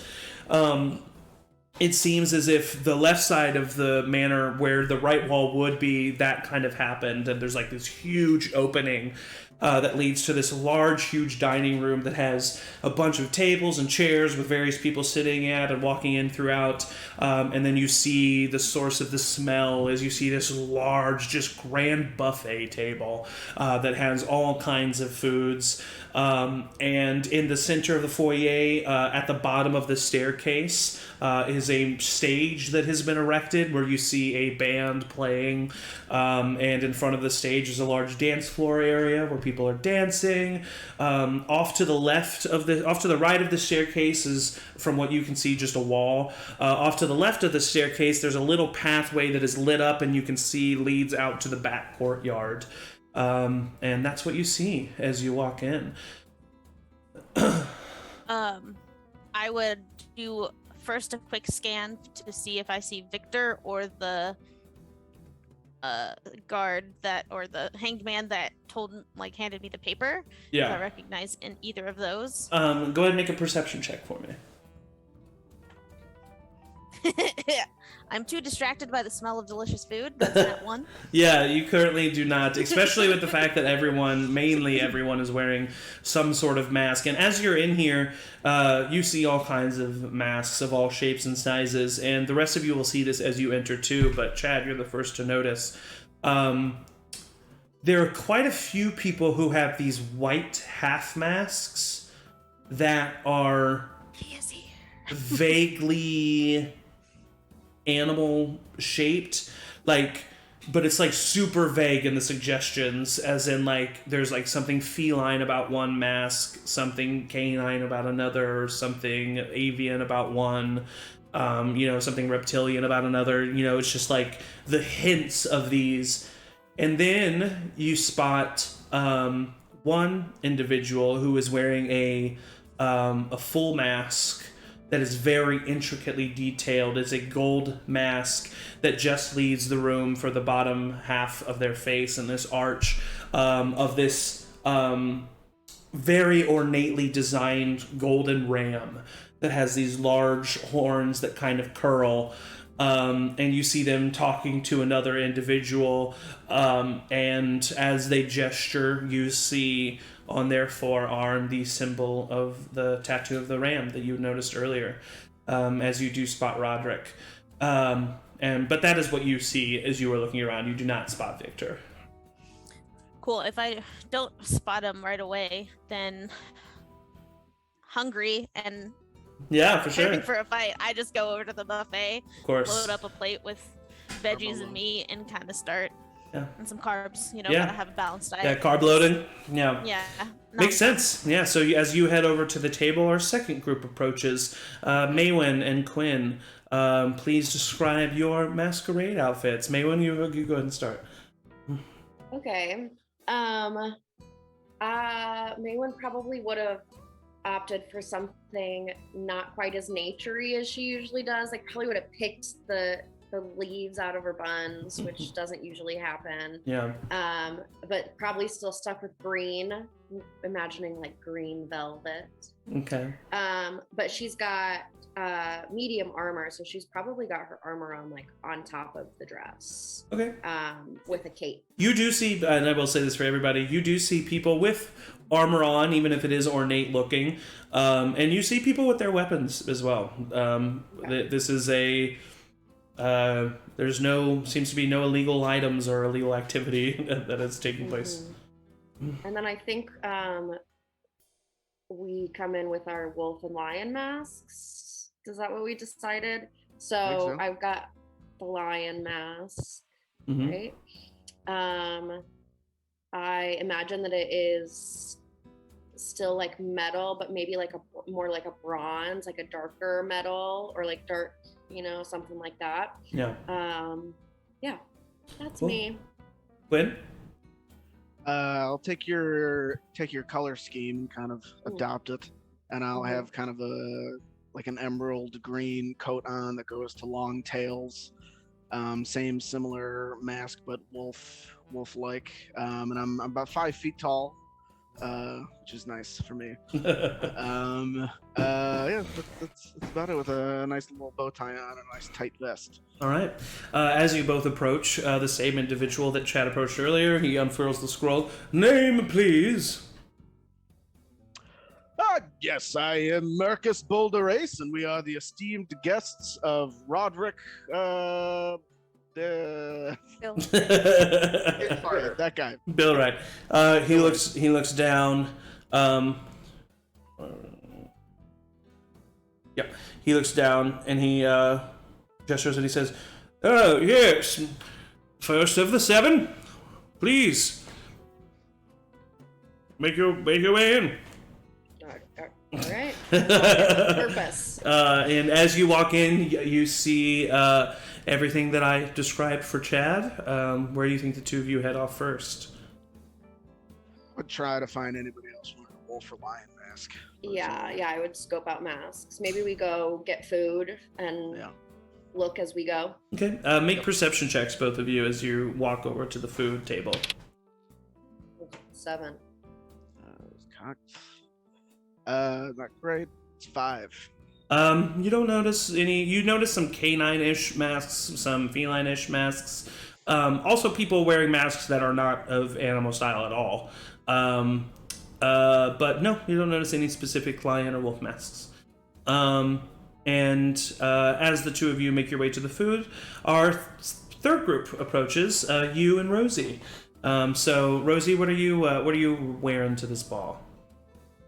Well, probably didn't change, so I'm just wearing like my same little get up, just totally casual. But I do have a mask that I had you make as the symbol of Dune. So it's like a half mask that's just like the sunburst with like black and gold accents, but then like dangling off of the sides, like the ones that are coming off the side are little crystals to like reflect like a little bit of light if I like get in the right spot. Adorable. And I'm just walking in like, Oh, this is your best craftsmanship ever. Don't I look lovely? They say that you, of course, do look lovely, and they thank you for the compliment. And taking a hint off of you, they kind of crafted their mask into like an askew, slightly abstract symbol of the Planadium Planopticon, as they are wearing their nice suit colors that they wore at their graduation ceremony. And they approach with you, and the same man kind of unfurls the scroll. Name, please. I just say, I'm Rosie, and this is my child. And you looks up, and he says, we're here with Roderick Billwright. And the guy looks down, and he says, all right, well, that's 4 of the 7, please. Make your way in. Oh, we were on the list, okay. Actually, before of the... How many of you were there? Gosh, it was all 7 of you plus Edmund, so I guess it was 8. So, because all of you were there, right? At Roderick's? Yeah. Yeah, okay, so it was 8. So he says, 4 of the 8, and he gestures you in. And I look at you and I say, that's half. Don't forget your fractions. Thanks, Mom. As you walk in, go ahead and roll a perception check. Me? Oh my god, the dice. Okay. Oh my god. Go ahead and roll it at advantage because Yu's helping you out. Oh, that's good. Thank you. Oh, that's better. You said perception? Yes. That's a 22. Ooh, with a 22, there are a few people that you recognize in here, Rosie. Oh, tell me all about them. I will. After we describe Edmund and Flint walking up. So Edmund is wearing pretty much what he usually wears as well, except he's kind of has like a nicer deep gray cloak thrown over it. His mask that he had you create is kind of like of a copper metal, and it's like what looks somewhat like a cloud with bolts of lightning kind of exiting out of the sides of it. As that is Edmund's mask. What is Flint wearing? What did Cuinn create for you? I think Flint's mask just looks like another dwarf. Okay. I've got the beard up into. But it looks like a dramatic, like, you know, like those drama mask faces. Like it looks like that, but dwarvish. Yeah. Definitely not an animal mask for sure. Yeah. And he's like wearing like his nice like overalls. Okay. Amazing. Go ahead. I think they're like denim, but like not outwardly denim. Like you would have to like close, maybe a little corduroy. Denim on the inside. Ew. All right. As you approach, the same man unfurls the scroll. Name, please. Hey, my name's Matt. Great digs you got here. Right, yes, and I'm Lucas. And we're here on behalf of Roderick Billwright. And he kind of looks down. Right, that's 6 out of the 7. Please, make your way in. It should be 8. I meant 8. Thank you for making me do my job correctly. I appreciate the correction. No problem. You can count on me. Please leave and walk in. You both walk inside, and the two of you kind of like bump in to Rosie and you, who are still standing there as Rosie is surveying the crowd, and she sees a few things. She sees, first and foremost, he's unmistakably in here, the arena master, Joffrey Maestrick. Joffrey Maestrick is a notable figure in the Barrington conglomerate of nobles. He is the arena master at Barrington Arena, runs the events, runs the Barrington Games. Lots of rumors about how he got this position. He very clearly is like a rags to riches guy.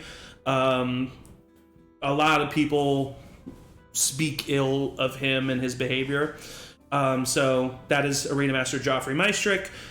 You also see a familiar form that if you wouldn't have spent over a week with him, you probably wouldn't have recognized him, but you see Cad Billwright is here. You also notice that his mask is literally like like how yours is the symbol of Dune in a triangle. His is like half of a wagon wheel, and seems very haphazardly put together. And he is standing next to a woman with a very similar style mask as the one I described that Roderick Billwright was wearing, except it is in the form of a gold, kind of innate, like intricate drawings on the side of the mask, a golden gecko that is currently on this woman. And you kind of remember Roderick very kind of haphazardly throwing away that his sister, who gave him the tattoo of the ram, has a gecko in the same spot. But you do not notice the tattoo as she's wearing a long sleeve dress. The last figure that you notice is Darius. Oh my god. As your son, your eldest son, is currently kind of mingling in and throughout the party. Once again, he is wearing a mask, but you know exactly who your son is. And he is walking around and next to a person who is wearing, once again, a very similar golden style mask. This mask is in the shape of a Mustang, a horse. And your son is wearing one of those very many white half masks that you see that are vaguely animal shaped. And that is what you notice, and that is where we are going to take a little bit of a bio break before we continue with the rest of this party and before we find out how Morton arrives at this party. So go ahead and stand up and stretch. Make sure you're getting some water and staying hydrated, and we will be right back. Don't go anywhere. Woo.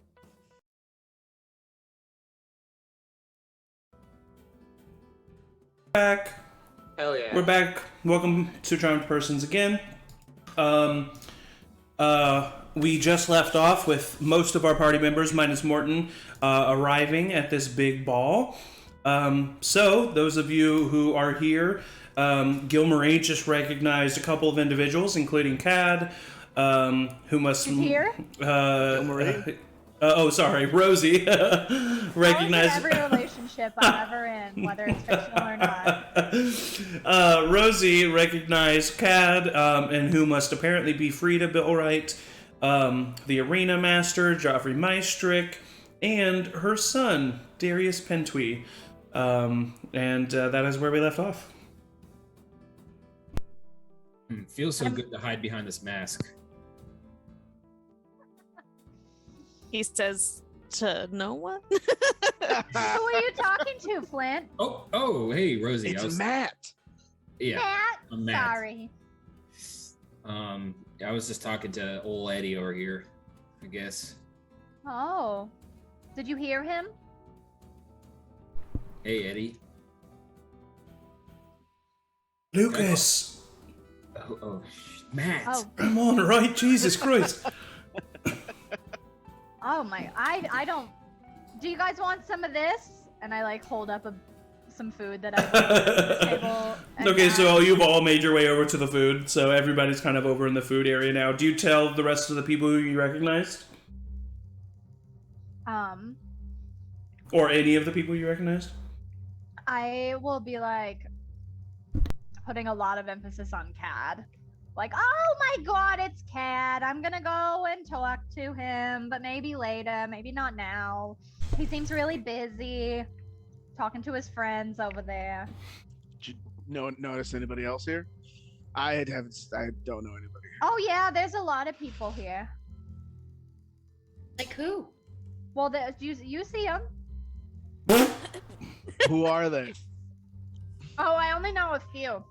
There's over there, that's Cad. I'm assuming that's Frida, his sister. I mean, he talked a lot about her, but She's a lot bigger than I thought, I guess. I don't know. It's kind of rude. Like taller. I mean, I'm sorry, taller. Okay. I guess everybody's tall compared to me. How are you doing, Rosie? I'm having a great time. Chad, you feel a tap on your shoulder. And you and turn I would have purposely kept distance from them of if they were coming to the food, just be like. That is just eavesdropping on their conversation, maybe. You feel a tap on your shoulder, and you turn around, and you see simply just a classic black masquerade mask on top of the face of a half-orc individual. As Victor looks at you, as soon as you recognize his voice, and he says, "Well, you made it, Chadrimi." Yeah, this is some party. Wow. Right, isn't it? Food's really, really good if you haven't gotten some.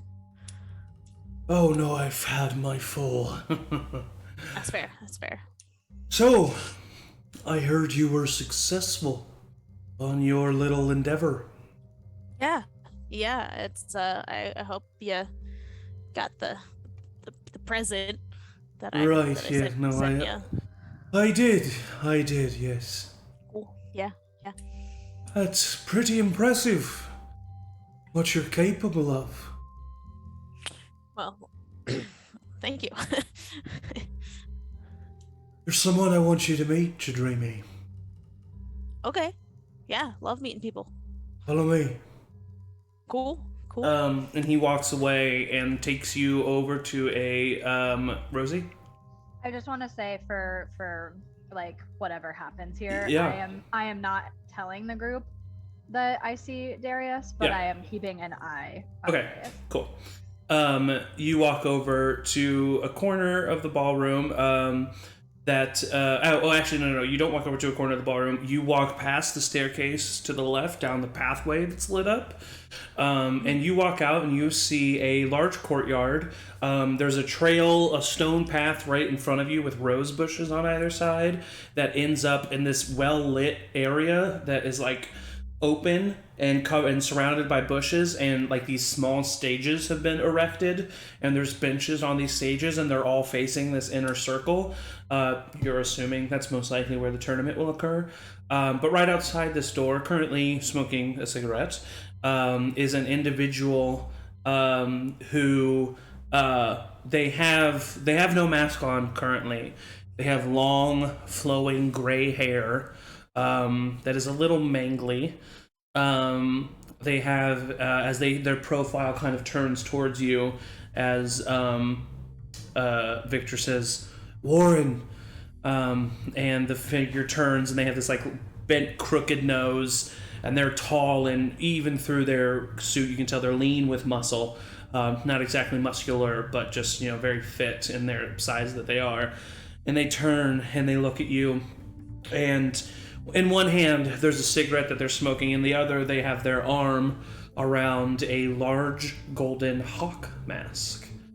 And you see him turn and he takes a puff.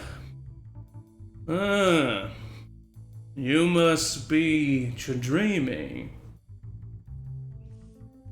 Yeah, that's me. Nice to meet you. And even though his hands are full, I'll still put out a hand to shake.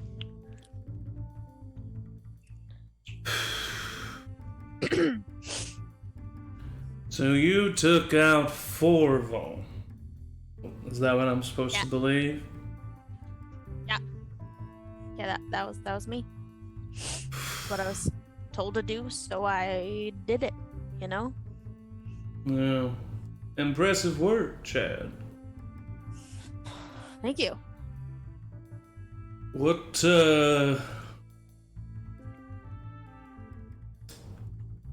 you do? Well, I challenged him.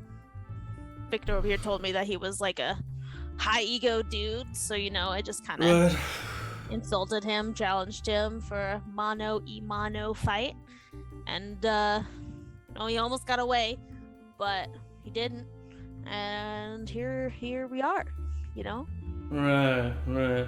Well, that's nice. Chad, Yeah. how would you like to be a member of the Hanged Men?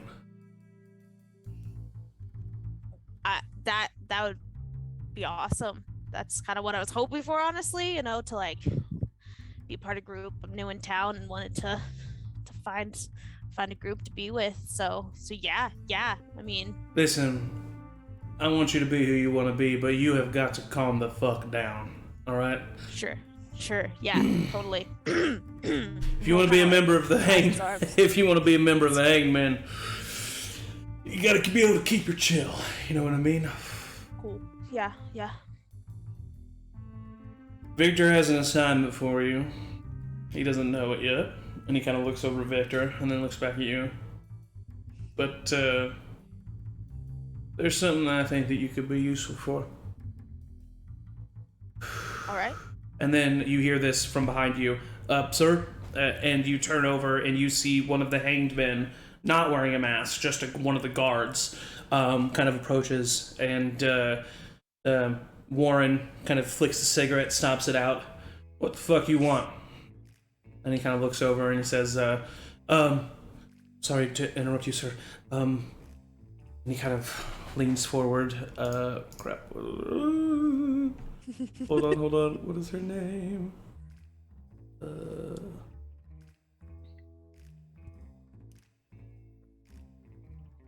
Kelsey Okay. Grammer. Kelsey Grammer is incorrect. He looks over at you. He looks over at Warren and says, Grizza Hammerhold is here.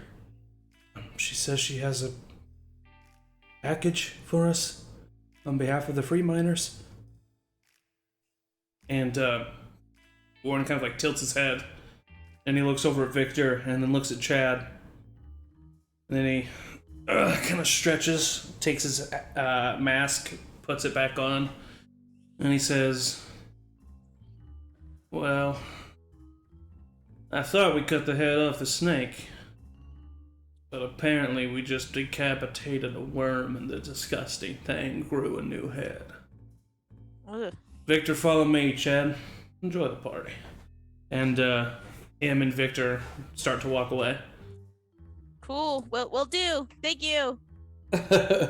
And with that, we cut back to Morton. As Morton, you have been slowly following this convoy. Slowly because it has been taking its time, which you are appreciative of because of your current state. Doesn't make you have to hurry yourself up too much. Eventually, you notice that the caravan makes its way to the exterior of the manor that I described earlier. However, it is stopped by some hanged men and directed off to the side in the side path that leads to the large stable area. Sweet. That's what I was hoping. I'm going in that direction. Okay. In order to get past the picket fence, you will have to pass guards. You currently see individuals walking in wearing nicer clothes with like masquerade masks. Do I see anybody?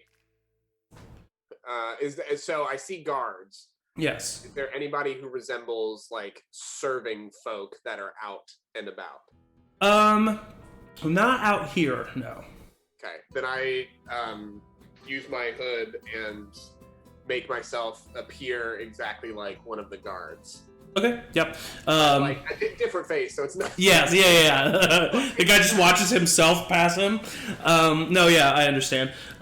You do so easily enough, and I mean, there's a lot for the guards to keep watch of. They kind of notice you walk, and they just both guards just give you a nod as I get a nod too, not a weird. Yeah, as you walk past and continue to down the side path. There's a lot of people around here, and especially with your guard outfit, you're able to kind of not really have anybody question what you're doing as you walk down that side path. You eventually get to the stables. You see, as you're approaching, you see that the stables open up the wagon is gestured inside, and there's one hangman guard that is at the front of the stables that then closes the door. Does this hangman guard look different, differently dressed, like more... Nope, looks pretty much the same as the others. Great.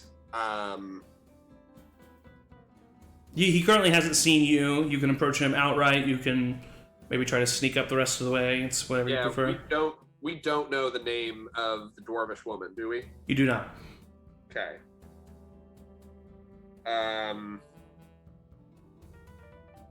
I walk towards, casually walk towards that door. Did I see him lock it? No, he just shut the door. Right. I casually walk, and then let me check to make sure. Once I get within 30 feet, I very quickly reach into my pocket, making sure I have the stuff to make sure that I'm properly doing this spell. Mm-hmm. I take a piece of fleece that I have on me and craft a minor illusion cantrip. Okay. 30 feet away. That's directed from the side of the guard. Yeah, I get what you're going for. Yeah. And it's just sound or an image. I could say it could even come from around the corner on the other side of the stables. Yes. Or at least that's what it sounds like. Let me double check with you to make sure. It says sound or image. Can a sound be a word or phrase? Yeah, because it can be up to the volume of a scream. It would be, it would sound kind of nondescript, but yeah, it can be a humanoid sounding voice saying something. Yeah, I want the humanoid sounding voice to be saying hey, can you give me a hand with this, towards in the direction of the guy. Yeah.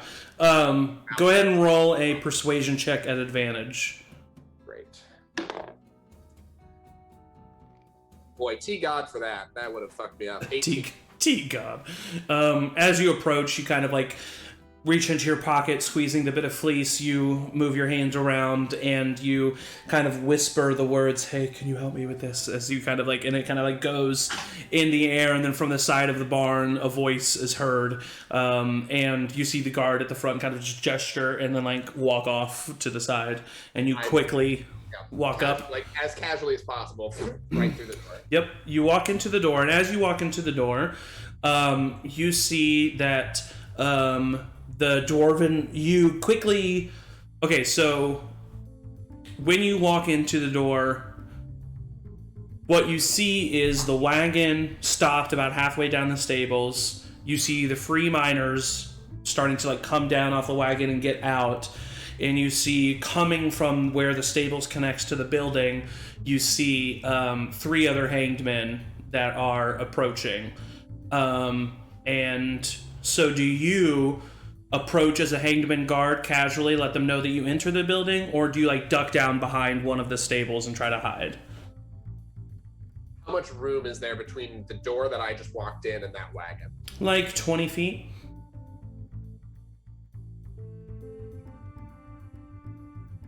But everyone's kind of focused on the wagon, so you do have a moment to kind of jump off to the side if you want.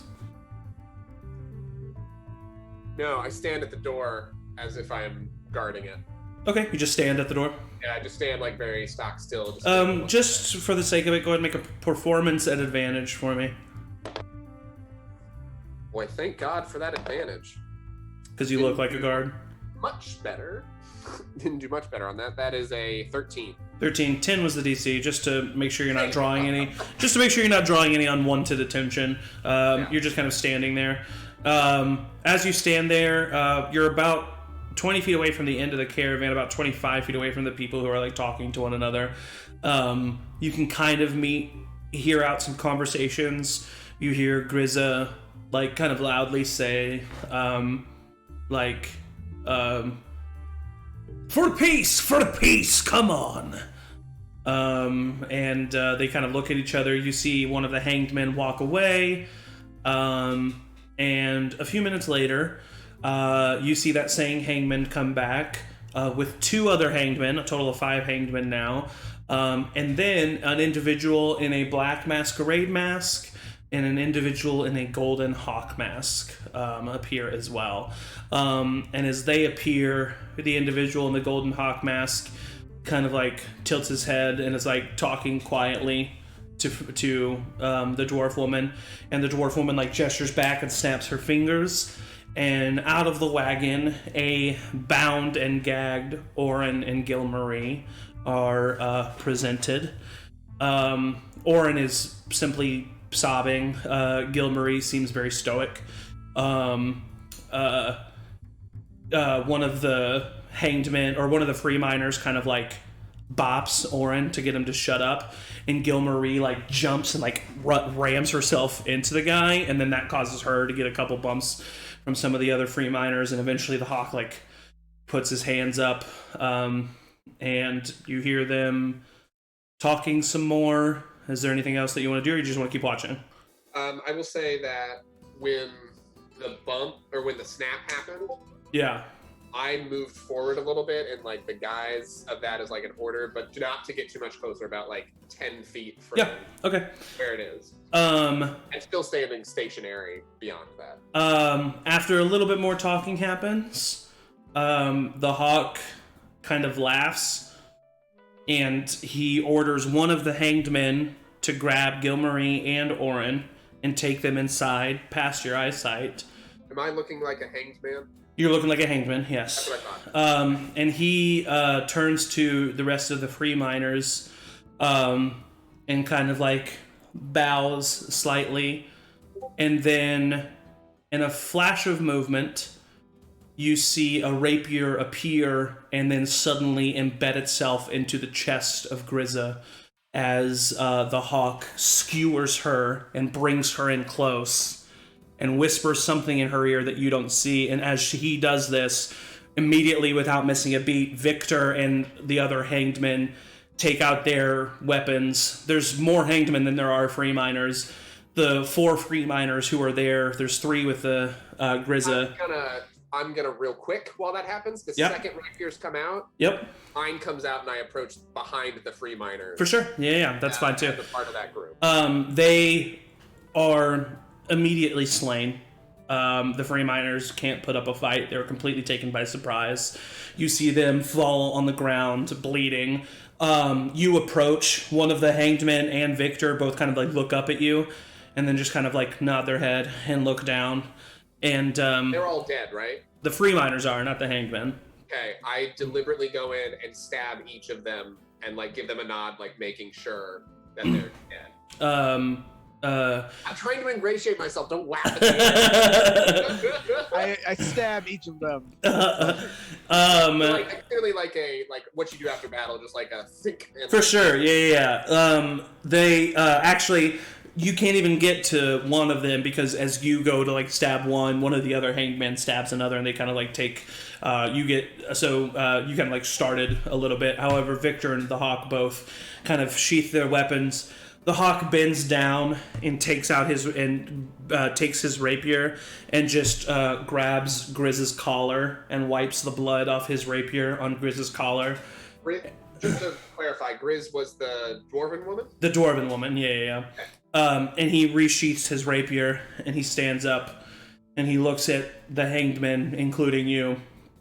And in this moment, to just like keep your cool, go ahead and roll a deception check at advantage. All right. Nice. 17. You're able to just kind of seem like one of the other guards. He looks around and he says, all right. Well, go ahead and take the heads of each one, put them in the wagon, send it back to their fucking house. Make sure they know not to talk to us ever again. I understand that they weren't a part of what Sylvia wanted them to do. They wanted to end the war. They wanted to get back, whatever. We don't trust the free miners, you hear me? And he kind of like looks at all of you for like a nod of recognition. Give a nod. And then he kind of walks away and he says, Victor, we have a party to get to. And the two of them walk down this like little like connecting hallway into a double door, like wooden double doors that they open and walk in. There's 3 hanged men who stay back with you, and each of them go to work on removing the heads of one of the members of the Free Miners. In sticking with character, he's not about it. He doesn't like gross. I move to the side and like use my uniform to just like clean my blade while they do that, but very casually. He's not like grossed out by things. He just doesn't like that it gets yucky. Yeah. So he's like cleaning his blade, and then he sheaths it and casually walks in that the same direction as Gilmarie. Did they go in the same way that Gilmarie and Oren? Yes. Yeah. They all went back into the manor. I like sheath, and I also walk in that direction. You see, you walk inside, and because the others are currently going to work at decapitating, they don't really pay you much mind as you kind of just slink away.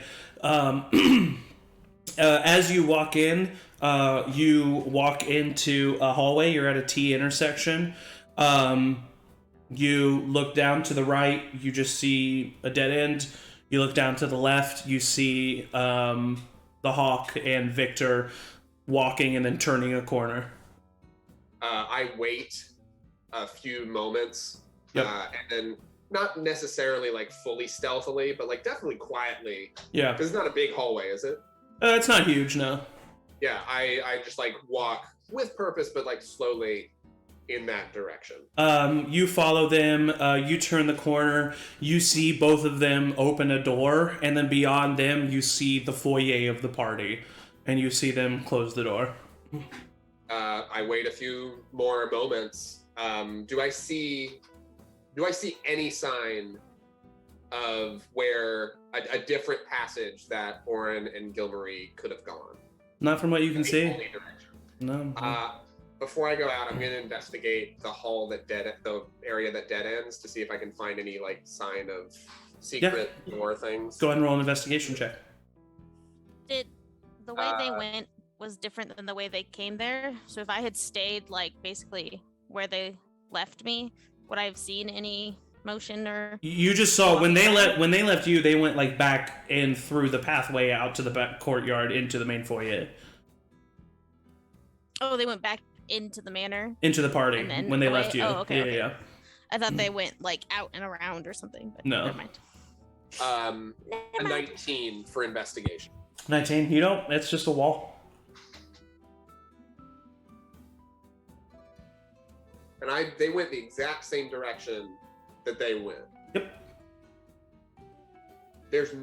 Is there anything beyond that wall that looks suspicious if I were to incorporate that in my investigation check or not? Not with a 19. Ah, son of a bitch! I knew it. Well, no, I didn't. Kind of like I knew it, Morton. He kind of like makes note of where he is and then walks out into the out of that side entrance that they left in.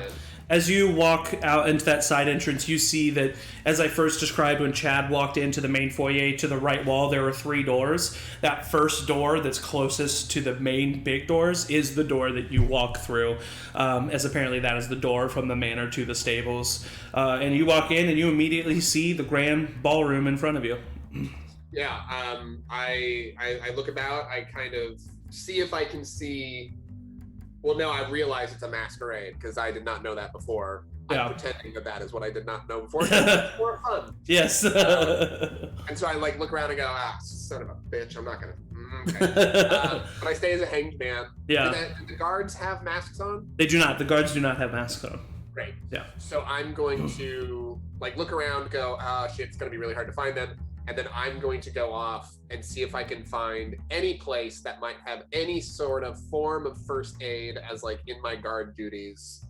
Yeah, I would say go ahead and actually I would say you continue down the wall in front of you.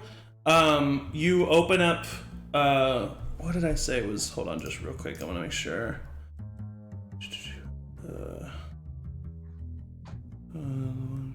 You love this space though. Okay, so the middle one, the middle door that you open is just, it opens up to like a small study with an office, desk and small chair with a bookcase in there. From the looks of it, and you as being a person who has been in upper class areas, this is like a guest office, basically, like kind of a thing. And you continue on and you go to the next door, and it leads down a hallway where 2 lavatories are in there. You go into one of them, and you're able to find like basically what can at least like some like fresh linens and stuff, and like fresh towels to kind of like maybe bandage some of your wounds. Yeah, I'm gonna do that. Okay. Just do that real quick, and like even if it's not like super effective, just something to help me. Yeah, go ahead and roll a medicine check.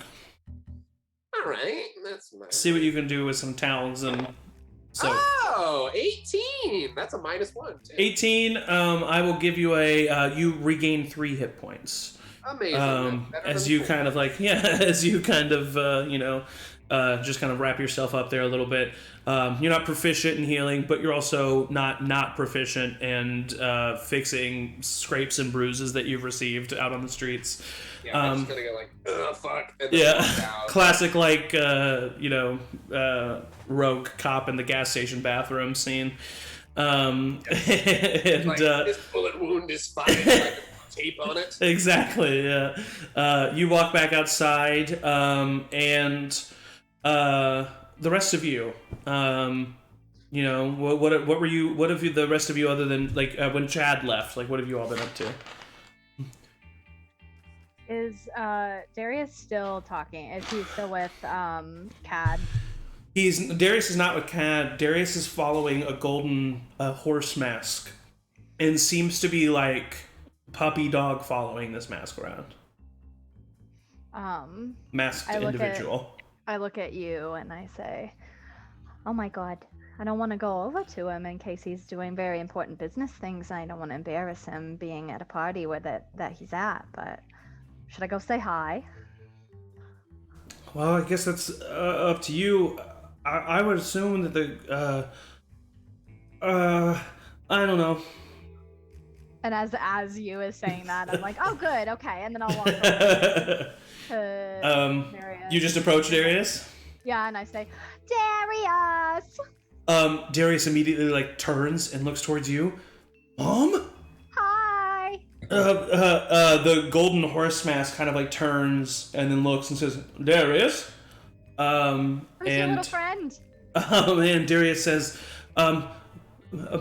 Mr. Norvand, this is my mother, Rosie Pintwee, and this is my little brother, Hugh Pintwee. This family is Samuel Norvand, of course. Pleased to meet ya. And Rosie, you would know that Samuel Norvand is a member of the Barrington Council. And as he says it, you do kind of remember that Darius is his goal, and apparently successful at it, was to kind of become the protege of Samuel Norvand. And I like look, and I'm like, Mr. Norvand, if you could just excuse me, I'd love to catch up with my mother. It's been a minute since I've seen her. And Mr. Norvand kind of turns around and says, all right, fine, but just be ready. We're meeting soon. And he kind of. I like hand him my plate that like has just like a bunch of like bitten food and like towards Mr. Norvand. Toward Mr. Norvand and be like, "Here, take this. Go get yourself some more food. You're skinny. You're like a little chicken." He kind of looks at it and like takes it out of your hand and is like holding it a distance. And as he walks away, you see that he immediately hands it to the nearest servant towards him and continues walking. Darius then looks back at you and says, "Mom, what are you doing here?" "Well, it's a big party, and you know I'm a fun gal." "Okay, but you weren't invited." "Oh yeah, I was invited. I'm on the list." Mom, why are you here?" You knows. And you kind of speaks up and he says, "Actually, Darius, we were invited by Roderick Billwright." And Darius is like, Why have you been talking to Roderick? Well, you know, he seems really nice. We heard him yelling. Yeah, he's great. And he was hurt, so we helped him. We didn't know it was him at the time. It's a really funny story. But Mom. Oh, yeah, what's up? You gotta get out of here, okay?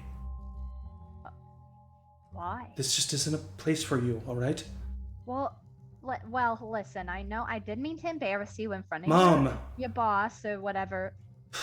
He turns and he looks towards you. You get her out of here. Both of you. This isn't a place for you, okay? This isn't a place for you. And immediately, like, as soon as I start hearing him get, like, a little bit more serious and, like, feeling kind of the uprising of emotion from all that's just happened, I, like, look at you and I look at Darius and I say, are you in danger? No, but... Do you need to get out of here? Do you want to come with us? No, I don't. Like, is that not what you really mean? Oh, you didn't. Did you see him blink? No, I didn't see him blink. Okay, so we leave. We go. I gotta go. Just please promise me you'll leave, okay? Okay.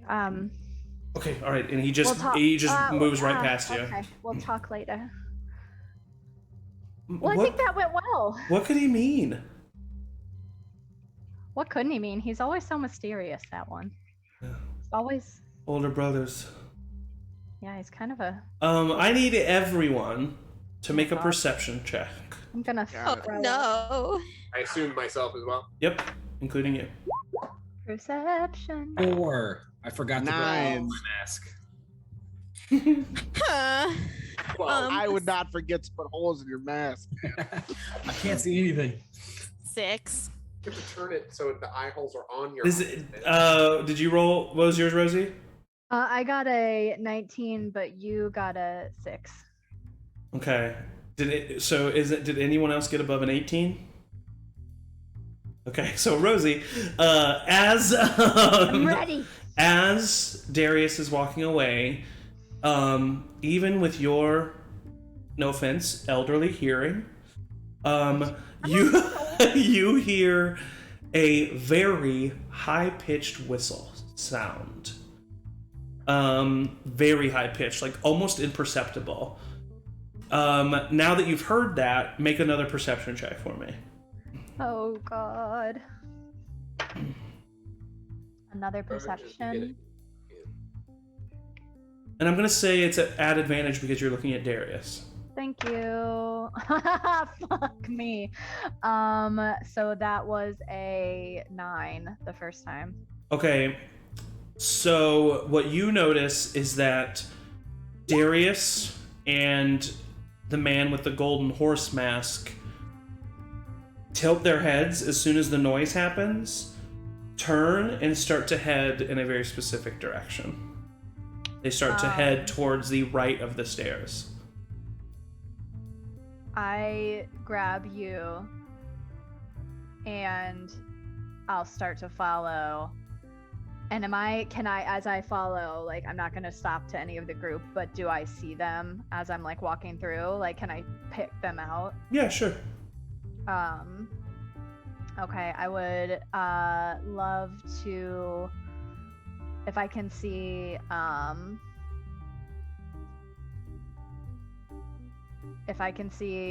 Maewyn, Cuinn, and Chad. Yeah.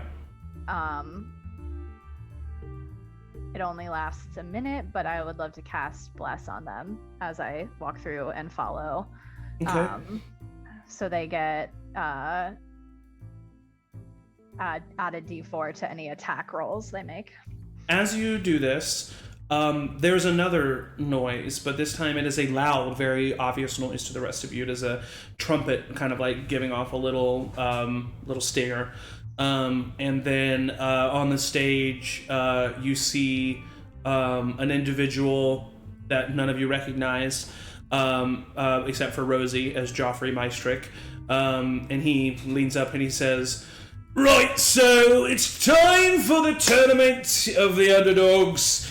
Please, fighters, or if you want to fight, and everyone who wants to watch, make your way to the back courtyard, please make your way." And you see that pretty much everyone in the party starts to make their way to the left of the staircase down the pathway. I need just pretty much everyone, again, other than Rosie and you, to make perception checks.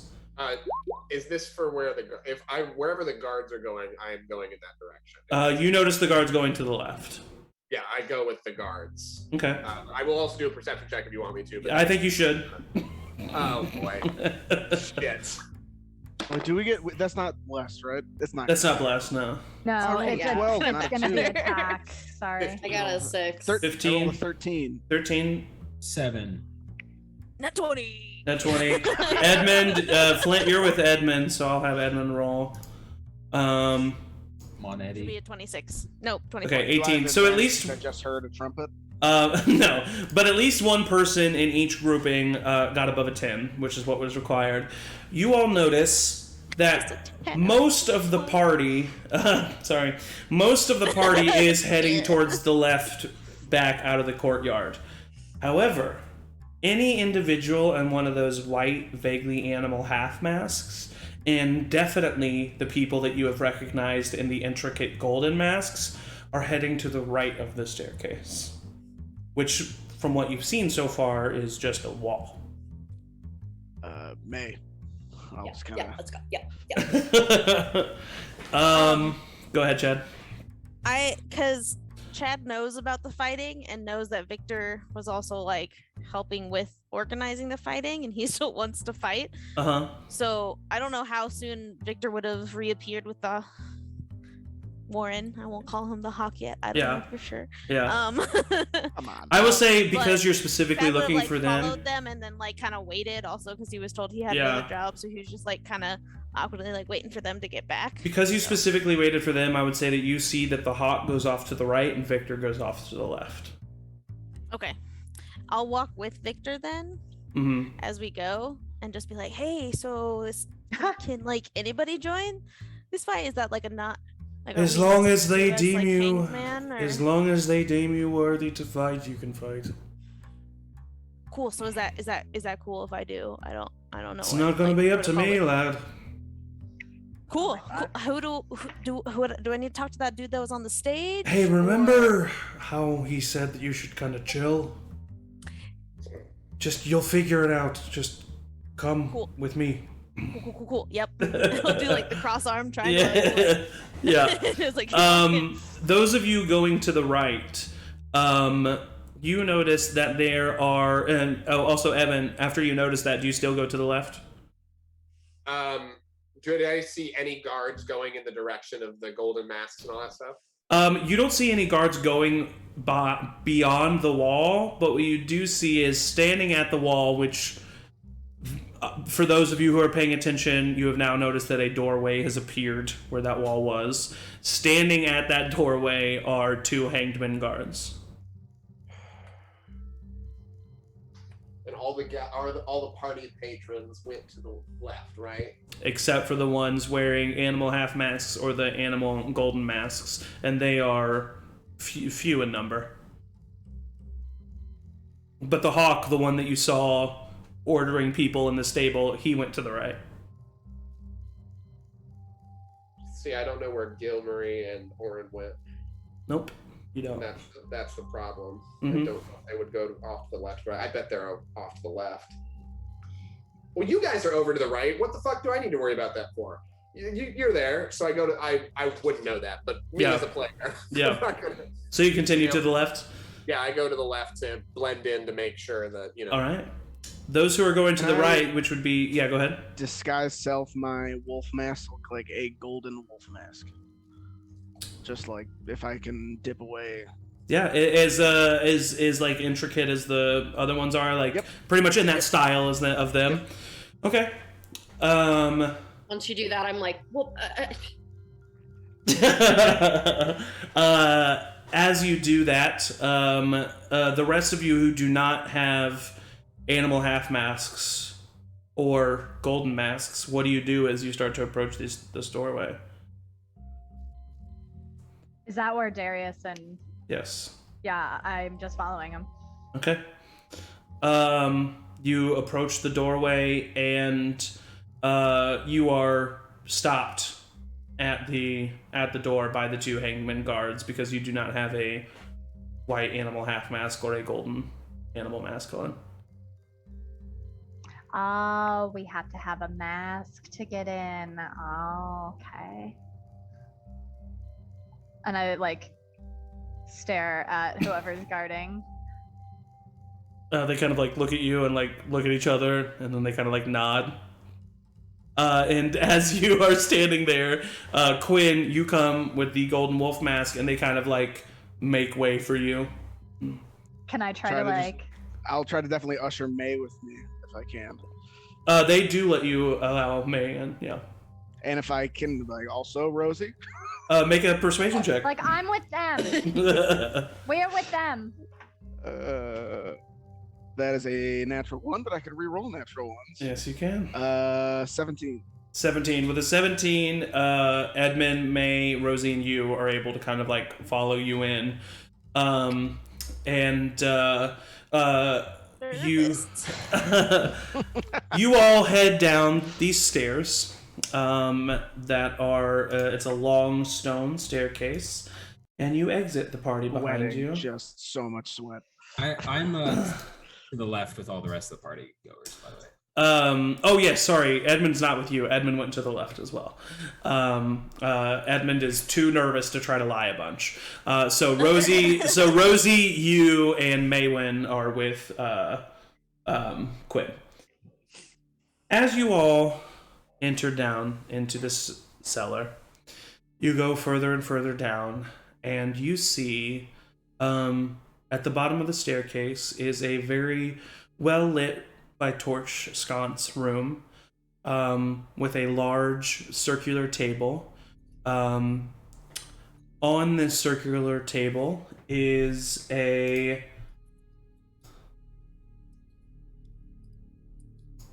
hold on.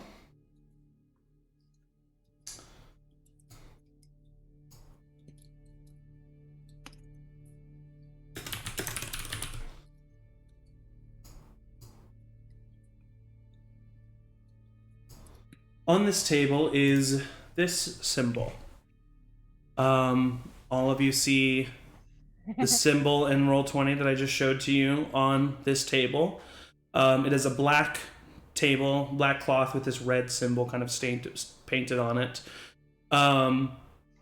As you walk in, the gold masked people come and sit around at the table while the white half-masked people kind of stand at the edge along the room. Is there a seat for me? There is a seat. Okay. Have I recognized... There are multiple seats that are empty. There are multiple seats that are empty. Have you recognized what? The symbol? Make a history check. At advantage. Can I make one as well? Okay. Sure, yeah. We probably have the same knowledge. 21. 19 plus 2. He knows, I don't. You have seen this symbol one time. On a notebook in your father's desk right before you were reprimanded for snooping. Got it. Cool. You all walk in and sit down. Do May, you, and Rosie, do you kind of stand off to the side like the white half masks are doing?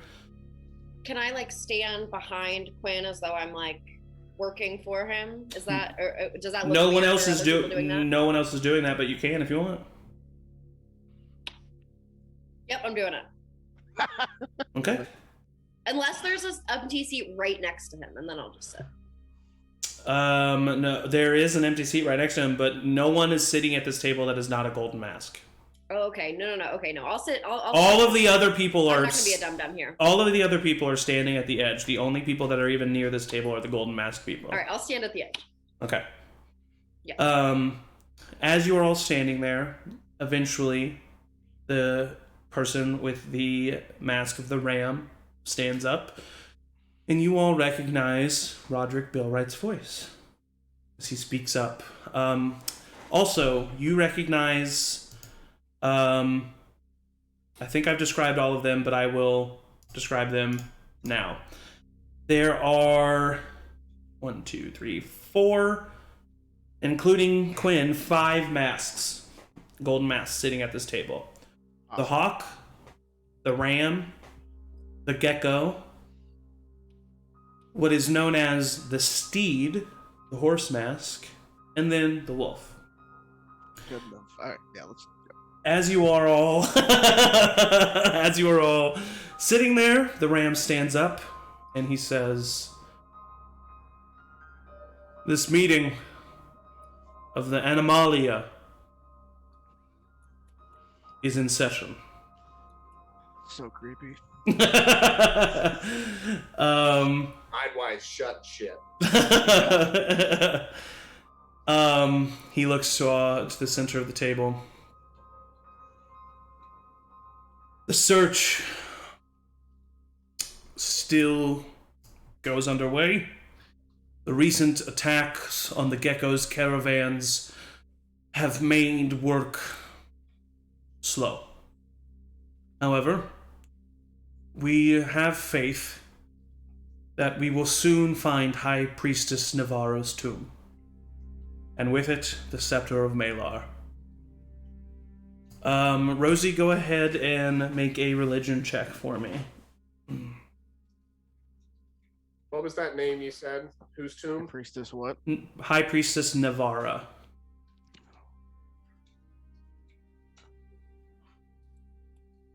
I got a 22. With a 22, you immediately recognize the name Malar, M-A-L-A-R, as one of the many gods that Dune banished. Specifically, a evil-aligned god that was the... he's specifically listed... Here, let me just pull up. Lore drop. Lore drop. He is specifically listed as the god of the hunt. He's chaotic evil alignment, and is a god that thinks that all humanoid life is lesser and should bend a knee to nature, and that basically all humanoid life should be slave to the whims of nature. Was kind of Malar's big thing. What a weirdo. And he says, we do have hope that we will soon find the tomb of High Priestess Navarra, and along with it, Malar's scepter. Now, it's time for the rest of you to report on your recent activities. He turns and he looks over to the hawk. The hawk kind of stands up and he says, "Right, well, we have been trying to integrate the hanged men into more of society's upper echelon. Currently, we are getting a name for ourselves as a private security and or mercenaries. Luckily, the Lucian Guard doesn't really have the numbers to put up that much of a fight. Soon we feel the hangmen will outnumber the Lucian Guard as the true power in this city." And he kind of sits back down. The ram says, "Thank you." And he looks over at the gecko. The gecko stands up, and a voice that you have not heard before speaks. The caravans, the attacks on the caravans have relinquished us of our workers. They have dwindled in quite a bit of number. The attacks were completed by the free miners. However, I have recently learned that the free miners should hopefully no longer be an issue, and that the caravan will be able to take the workers from the city and into the mines to help with the search. And we will continue to use my honey business as the front for that. And she sits back down. Make an insight check, Rosie and Cuinn. Yikes, I'm nervous. Ooh. Dirty 20. An insight? Yeah. Oh, okay. Well, 7. Cuinn, with your insight, whoever the gecko is, you assume it being Frida Billwright, is very nervous and does not really like being here. The ram kind of says thank you. He turns over and looks at the steed, and he says, "Steed?" And the steed stands up, and he says, "Yes, well, I continue to make sure that the High Council of Barrington turn a blind eye to our activities, and it is going swimmingly. I wish the rest of you would do your part." He just sits back down. And then the ram kind of like, you can't see it, but he rolls his eyes. You feel it in his sigh, and he says, "Thank you." And then the ram kind of like looks over towards you, Cuinn, and he says, "Well, I didn't expect our brethren from Barrington to show himself in person. I expected a proxy, as is usual."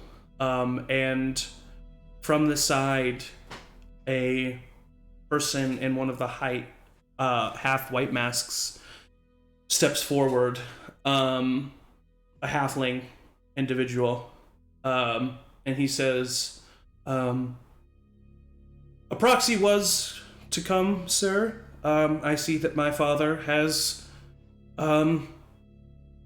surprised me."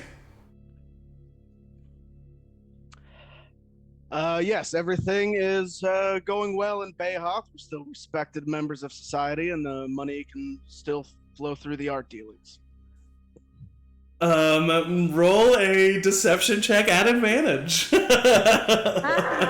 I rolled a natural 20. Oh! Wow. Okay. So you roll a natural 20. The ram kind of looks at you, and it's been a while since you've seen him, but you know your father's voice. You're able to definitely make it sound yourself like your father. And you turn, and even though it's through a half mask, you definitely recognize Gilbrick's Silverstep, your eldest brother. Son of a bitch. As the apparently the proxy that was mentioned. The ram looks at you with that natural 20, and he says, "Good.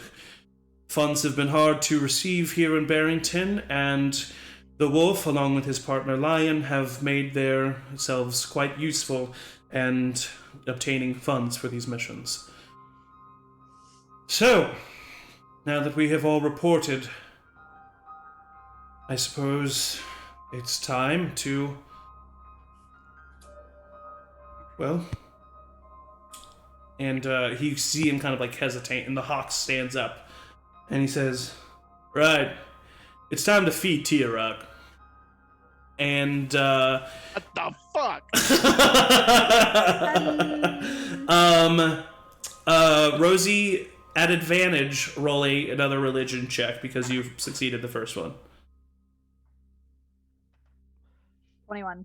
21. With a 21, you recognize the name Tayaroth as the Hound of Malar, as he was described. He was apparently Malar's right-hand individual, and was described in religious texts as a grotesque six-legged scaled beast with a tail as fast as lightning and jaws as strong as thunder.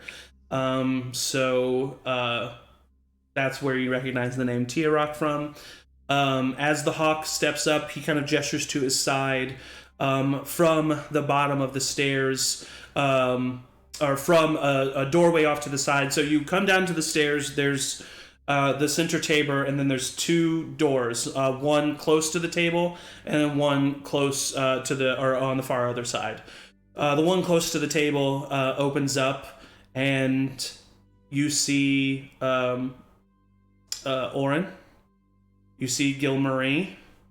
And you see a few other individuals that you do not recognize. And then one more individual that you do recognize as Cad Billwright. Brought in, tied, and bound. And they are all kind of ushered past the table and towards the door on the other side. Okay, so when you described this, remind me, because visualization, did you say we're above them, or like they can see us? They can see you. Okay, I mean, you're in a mask, but I am it's Dune. Yeah, I mean, so no, I mean, I'm just saying, like, yeah. Can I make intense eye contact with Gilmarie without making noise and see if like that does anything? What's your goal? I want her to look at me. She kind of like is being taken around. She's looking around the room for any sign of anything. So yeah, she meets your eyes, and her eyes kind of go wide. Yeah, and I'll like look at her like for a little bit of a prolonged period of time, and then I'll just like wink at her. Immediately tears start to stream down her eyes as she's pushed further past the table. They are all taken to the far wall and told to kneel in front of the wall. All 6 of them do. And then the Animalia members all stand up, and the Ram says, "All right, well, we don't want to be in here when the party happens, so the sacrifice has been made. May Tayaroth stay satiated. May Malar be ready." And then everybody in tandem says, "May Tayaroth stay satiated, and may Malar be ready." And may Malar be ready. And everyone who's in this room, including the Gold Mask people, start to head back up the stairs. No. And I want to try to hang behind. They're leaving behind the 6 kneeled people, yes. Because he said they don't want to be there when the party I'll definitely hang back if I can. Yeah. Just like as long as I can. No guards entered.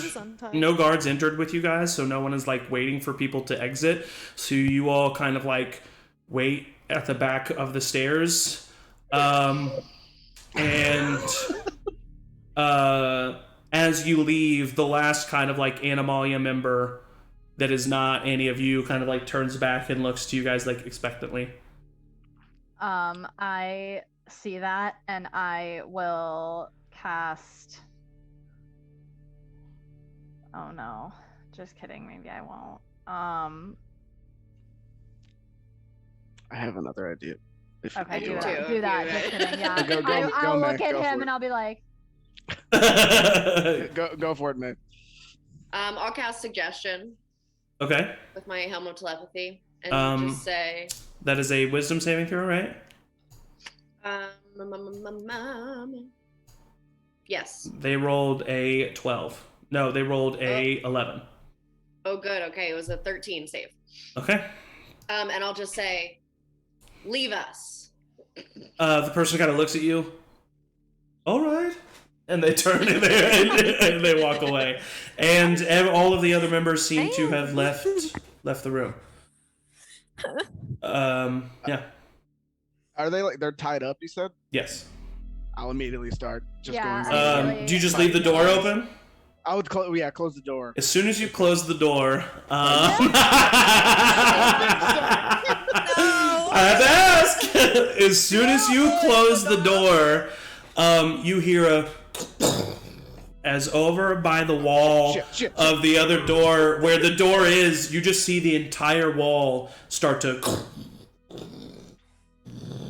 raise up slowly. It's like at this, it's about like, I don't know, like every 2 seconds is like 5 inches. Oh my god. Or like a second per inch, probably, I should say. Is it like, is the room getting smaller? Nope, just the wall itself is lifting up. Like the door is even disappearing. Down? No, the wall is Like just a a garage single. door? Yes, it looks like it's Like a kind of door. like a garage Okay, door. okay. Yeah. Gotcha. I mean, I would just be trying to untie. Yeah. Yeah, Probably go just I go like to Gil Lauren. I would Marie get a and I hold dagger her and just face. start. Okay. All of you are able to get everyone out of their bindings. It's about the wall is about halfway up now, and you hear this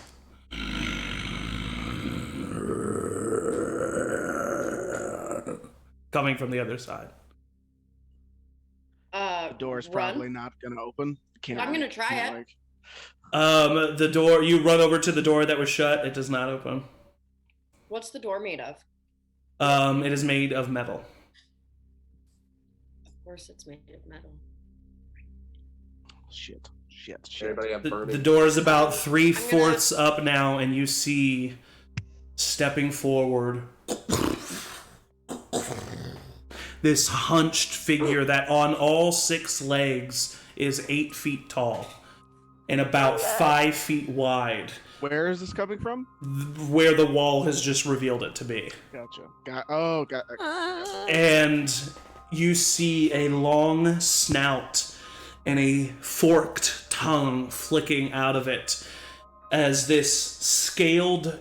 It basically looks like a large dire wolf, except even much larger, that is scaled and has reptilian eyes and 6 legs and a tail that wraps around about 12 feet long with spikes on the end of it that's just flicking back and forth as it looks at all of you. I need everyone that's down here to roll initiative. Great. Oh, shit. Oh. What was its Chad's name? gonna be mad he missed out on this fight. What'd you say? What was his name? Tayaroth. As this is happening and we're all rolling initiative, I just look to the party and I say, guys, this is Tayaroth. You gonna adopt T-Rock? We gotta get Rosie a therapist. She's not. The mental state is not good. The kid's still alive. I rolled a 15. Are you doing a turn order thingy? No, I'm actually not going to do that. I just want to do it with me. 15, you said? Yeah. Yeah. Tommy. As it was coming up, could I like throw Cad a dagger? Yeah, easily. Rosie, what's yours? I got a 5. 5. What did you get?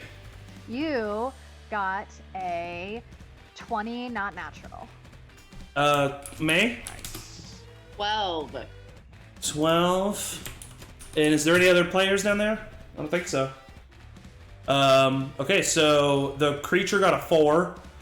And I'm going to have the NPCs go before the creature. We're just going to say the creature's seems to be kind of like toying with you all and waiting, and it gives you all a chance to go first. So at the top of the turn order, it's you.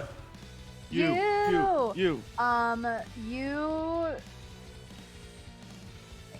I'm not gonna do too much narration because I don't want to like. Of course, yeah. If you have something, Zach, please. Yeah. But you is just gonna immediately like pull out. Sorry, give me 1 second. First, sorry, hit with melee. Pull out their giant warhammer. And just imbued with the freaking courage of the blue heart or whatever. Yeah. Just go straight for the little pawsies. Okay. And they got a 16 to hit. 16 hits. And then I'm gonna go ahead. And tell me if I can't do this. I'm kind of reading this on the fly here. Yeah, you're good. Since it hit, I want to imbue the hit with Thunderous Smite. You would have done that beforehand, but yes, that you can do that. Oh, it is a bonus action. Yeah, but that's fine. Cool. You can do that. So so it's a 1d8 plus 2d6.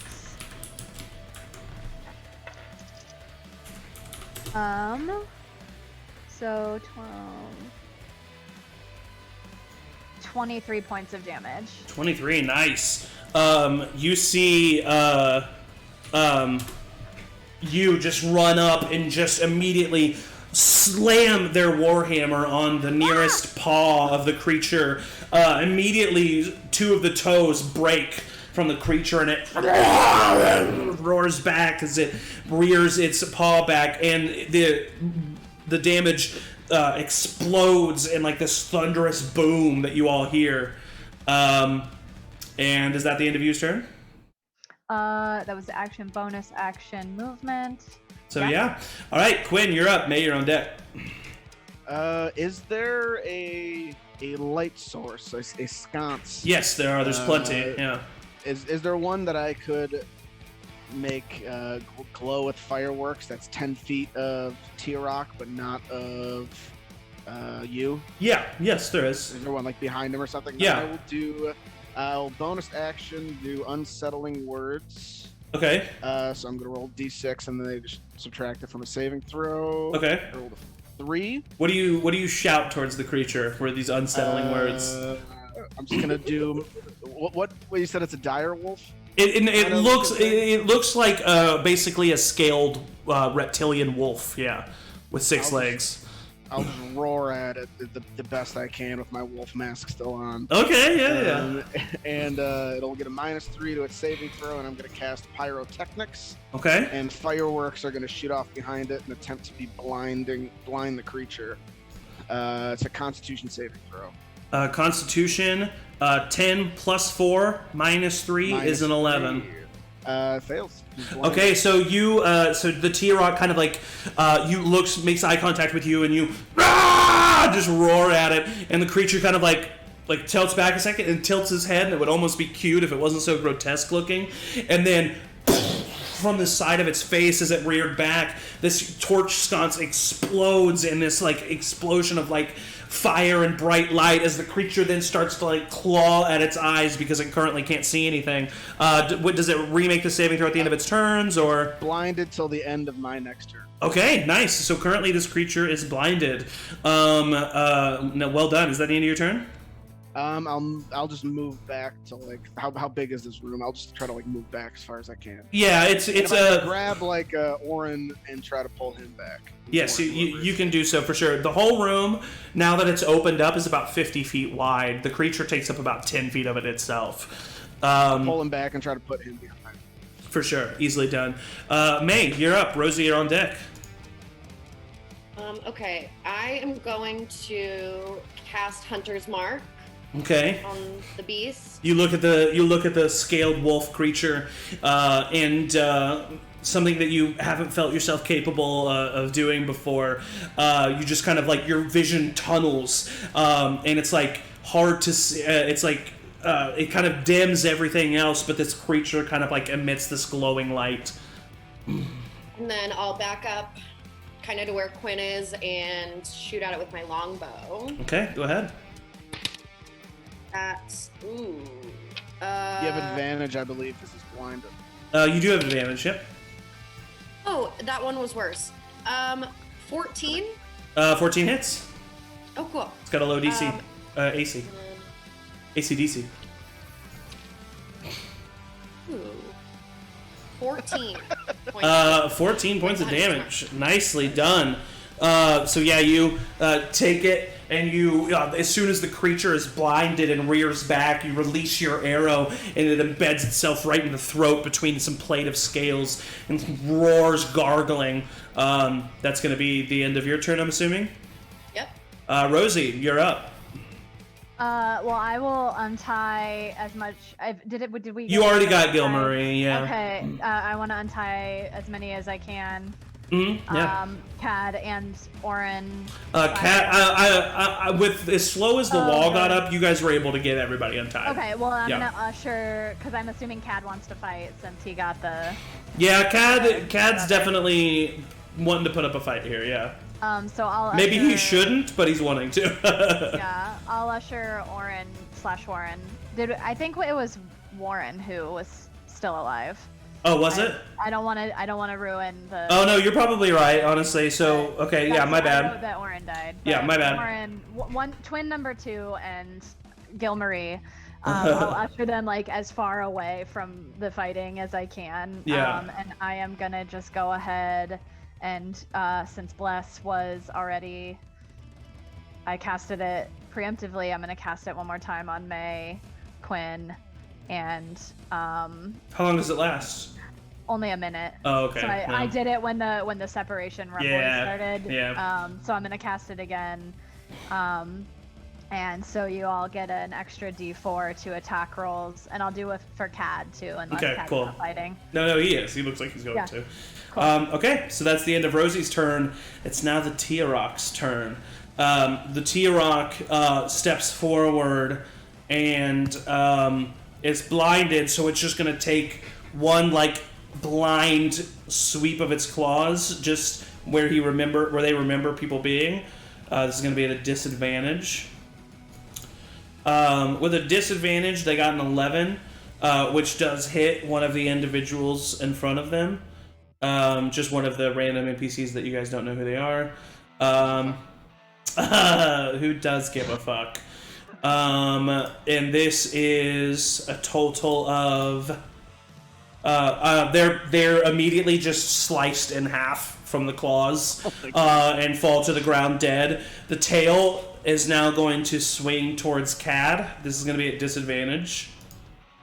Rolled a natural one. So it hits right above the head of Cad, as Cad then kind of like backs up, and then it's Cad's turn. He runs up and he's going to attack this creature, and he has advantage. He hits him and does 4 points of damage. He gets an extra D4 too. With his dagger. Not on damage. Oh, it's just for the attack roll. Yes. Got it. Yeah. No problem. Bye. And so he does that. Gil Marie is like just staying with you. The other two NPCs that are alive start to run away. Yeah, they can come with us. One of them gets away, but the other one is going to get a disadvantaged attack of opportunity on it. But rolled a natural one again with that blindness. So they're both able to walk away. Make a perception check, Cuinn. 6. With a 6, you do not see the small sword taken out of your bag as Warren rushes past you with that sword and just sprints towards the creature, just like cry, screaming. I mean, you can shout that at him if you want to as he runs away. Yeah, I was gonna give you a crossbow if you run towards. I like swords better! And he runs, and he's gonna jump in the air, and he's going to attack this creature. I would get my rapier. That's the other sword that I have. I thought he grabbed one of the training swords, but I can have him take your rapier if you want to. I was gonna say I was gonna like leave them back. I just can't carry so many things. Oh, you're right. Okay, well then yeah, he probably just takes your rapier out of your sheath. That's fine. With a perception of 6. With advantage, he got a natural 20. So he rolls. Oh my god, he got a 1 and a 2 on the damage die. So he does a total of 5 points of damage towards this creature as he jumps in the air, and you hear him scream, "For Oren!" as he digs it right into the leg of the creature as he drags it down a little bit. That is the end of the NPC's turn. We're at the top of the turn order with you. Okay. And Cuinn, you'll be on deck. Okay, so just gonna do another hit of the Warhammer because it was so successful the first time. Yeah, go ahead and roll for it. That is 23. 23 hits. Roll damage. And add a smite if you want to. I'm not gonna smite. I'm gonna do 2 weapon fighting bonus action, so I'll just take another swing with a bonus. Go ahead and roll for second attack then. Okay. Oh, that was not as good. It was a 10. At advantage? Oh, at advantage? Yeah, because he's blinded. Oh, he's blind! He's blind! Oh, it still was a 13. 13 hits. 13 just hits. Yes. Okay, so then 2. So roll damage twice. Oh god. So that is a. And with 2 weapon fighting, you can add the modifier both times. Yeah, 11.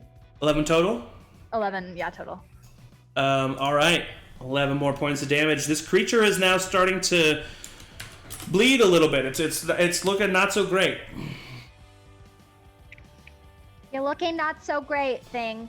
So is that the end of Yu's turn? That is the end of Yu's turn. All right, Cuinn, you're up. May, you're on deck. Seeing Orin run up and put himself in danger, is it possible for could I like run up and push him behind me? Would that like get an attack opportunity? Or no, he's still blinded. Yeah, he's still blinded. Yeah. If I want to try to just get Orin behind me to try to.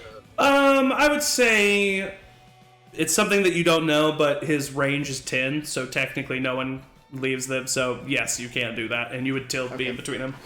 I will do that, and then instead of trying to blind him again, I'm gonna cast Dissonant Whispers. Okay. So I'm just gonna whisper into his ears and just be like, "You're." How many legs does it have? It's got a bunch of legs. 6. Right? Yeah. You have too many legs. Just a whisper that to him. Let's make a Wisdom saving throw. 12. Fails. All right. So he takes 4 to 2 to 2. So 8 points of damage, and has to use his reaction to move. What's it? His full movement away from me. Ooh. Okay. So he kind of like rears back and like roars really loud as this tiny little brain in his skull is being inundated with these psychic attacks from Cuinn, and it's already pretty big and already pretty back to the wall, but it like kind of scoots back, giving both you and Cad an attack of opportunity on it. I don't have any weapons, so could I just like punch him? Would that be just a sure? one? Yeah, get yourself that Warcaster feat. Yeah. Cad rolled a natural 1. I mean, it'd be an 11. You also rolled a natural 1. Oh no! Advantage. Oh, it'd be an advantage. It would be an advantage. End of my turn. Yep, it would be an advantage. So Cad gets to roll again. Cad got a 19. I can re-roll that, so that'd be a 17. Hits. 14. All hit. 1 point of damage from me. Cad gives him 3 points of damage. So that's 4 total. What did you add? 9 total? Yeah. So that's 13 points of damage. Nicely done. Yeah, this creature is definitely hurt. It's starting to bleed out of multiple places. That's the end of Quinn's turn, I'm assuming. May. No, sorry. Bonus action to inspire May. What do you do? May, she's our gal. If she can't do it, no one can. You feel half-heartedly inspired. No. So you have a point of inspiration now, which I think at this level is a D6. Yeah. So you can use a D6 on an attack roll if you would like. What would you like to do on your turn? I think I'm gonna continue to hang back and shoot with my longbow again. Okay. Which is a 23 to hit. Hits. Go ahead and roll for damage. My hunter's mark is still, 12 points of damage. 12 points of damage. Nice. All right, go ahead. Oh wait, no, is that the end of your turn? That's it. All right. That's a me. Rosie, you're up. That's a me. I would like to think that if I could have during all of this started, was the door that everybody left out of close to this little? No, it's far away from him, but it's locked currently. Okay, well, and you said it was metal. Yes. I'm gonna usher whoever is with me in my little crew now. I think it was me, Gilmarie, and NPC. Yeah. Mm-hmm. 2 NPCs actually. Be like ushering them towards that door. Yeah. And I would really love to use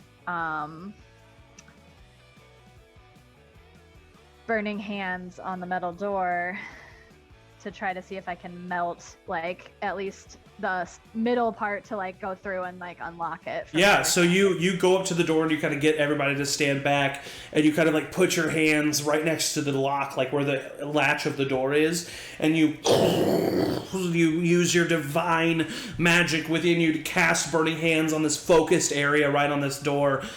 You do see that it kind of starts to melt away. You think if you were to do this one more time that it would probably open the door. So that's fun. Okay. Haha.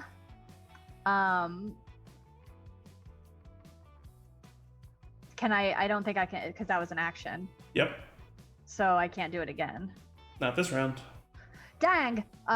So then I'll turn to the group and I say, I think if I just do it a little longer, this will work. All right. That's the end of your turn.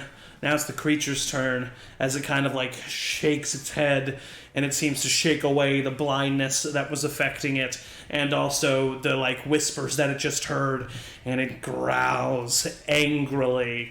And it jumps forward, and it is going to attempt to claw Cad first. And gets a 17, which hits. And it does 17 points of damage. You see Cad, just his abdomen is just opened up with a slice of these claws, and he just falls to the ground. Oh no! And he just starts to, like, in shock, like, try to keep himself together.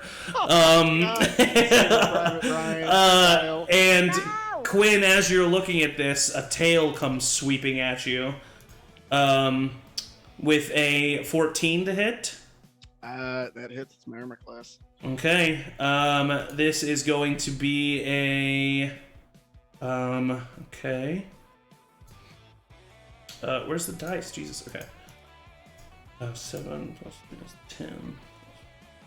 15 points of piercing damage as the tail just immediately embeds itself into your abdomen, and I need you to make a Constitution saving throw for me. Oh God. 5. 5, that is a failure. You also take 7 points of poison damage as poison just immediately pumps into your vein from the tail of this creature, and you are now the condition of poisoned as well.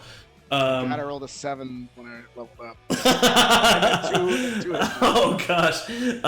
So that is the end of the creature's turn, though. With that, so top of the turn order, it's up to you again. Oh god. Okay. So you is gonna sense that this is going very well for them, and they are gonna take a hit again with the Warhammer, and also do some Divine Smite into it. Okay. Right? Is that what it is? Yep.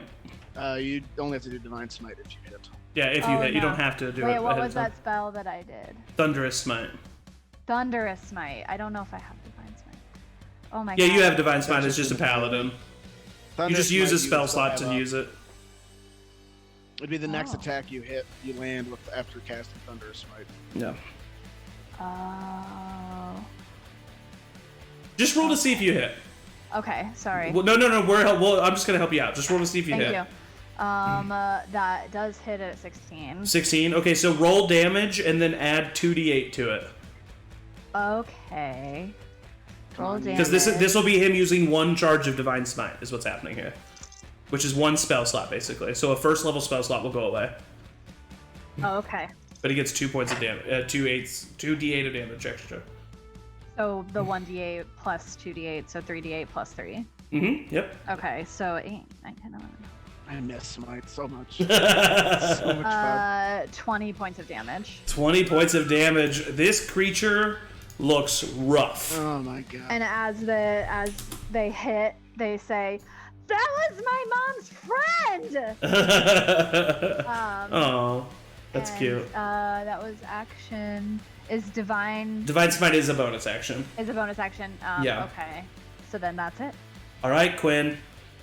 At the top of your turn order, you take a D4 of poison damage. Alright, yeah. You know what? You go ahead and roll it. Then I'll trust you here. Alright. Yeah. I rolled a 3. You rolled a 3? Okay. At the top of Quinn's turn... I gotta bring out my saxophone and just, like, green, like, veins go up to my face and I just, like, freeze up and fall over. May, you see your brother, like he just said, like, veins of green sickness appear on his arms as he falls to the ground. In this anger, what do? I run forward and I cast Cure Wounds on him. Okay. Go ahead and roll a d8 for Cure Wounds. So you're gonna get 4 points back. So you come back with 4 hit points, kind of looking at your sister. Bonus action? I'm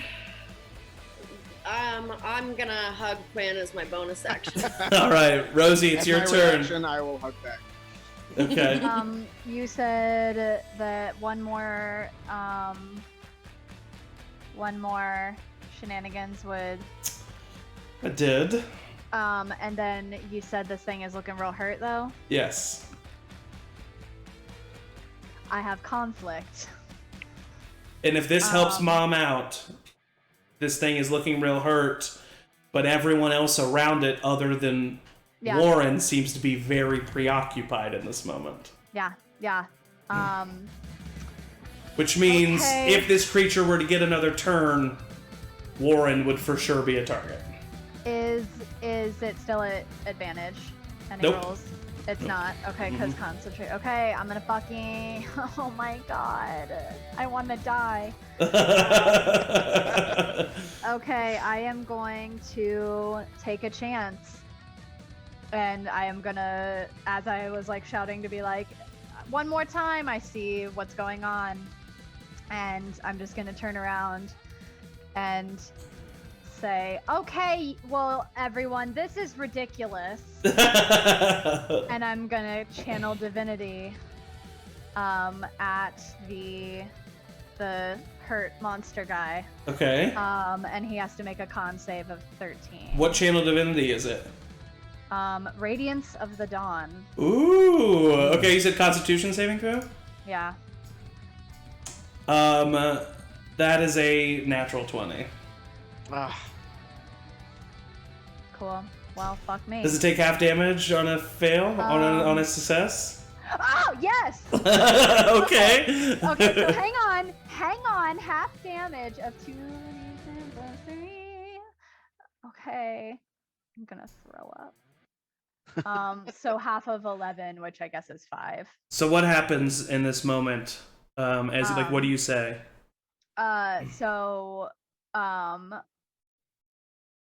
I say, guys, this is ridiculous, and then I touch my holy symbol and like pull light out of it and say, Dune, help me out here.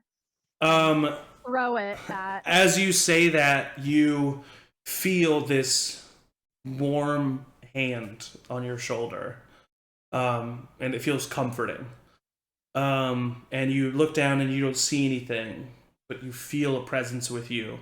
As you then spread your hand out, and from your hand, as if it looks like a propulsion blast from Iron Man, as this beam of light stretches forward towards the creature and hits it right in the side, causing a searing effect on the side of the creature, as it then kind of wavers and falls to the ground and falls unconscious.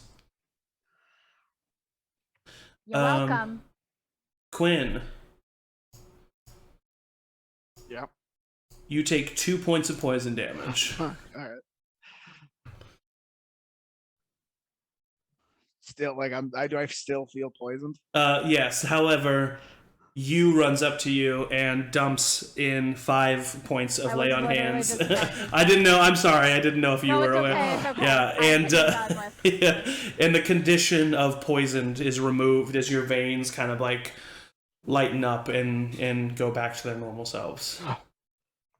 Oh, that was terrible. Oh my God. Is everybody okay? The NPC who's cut in half lies motionless, and Cad seems to be holding his abdomen and still seems to be alive in shock. May help him. You're muted. I can cast Cure Wounds one more time, so I'll do it. I did it. Okay.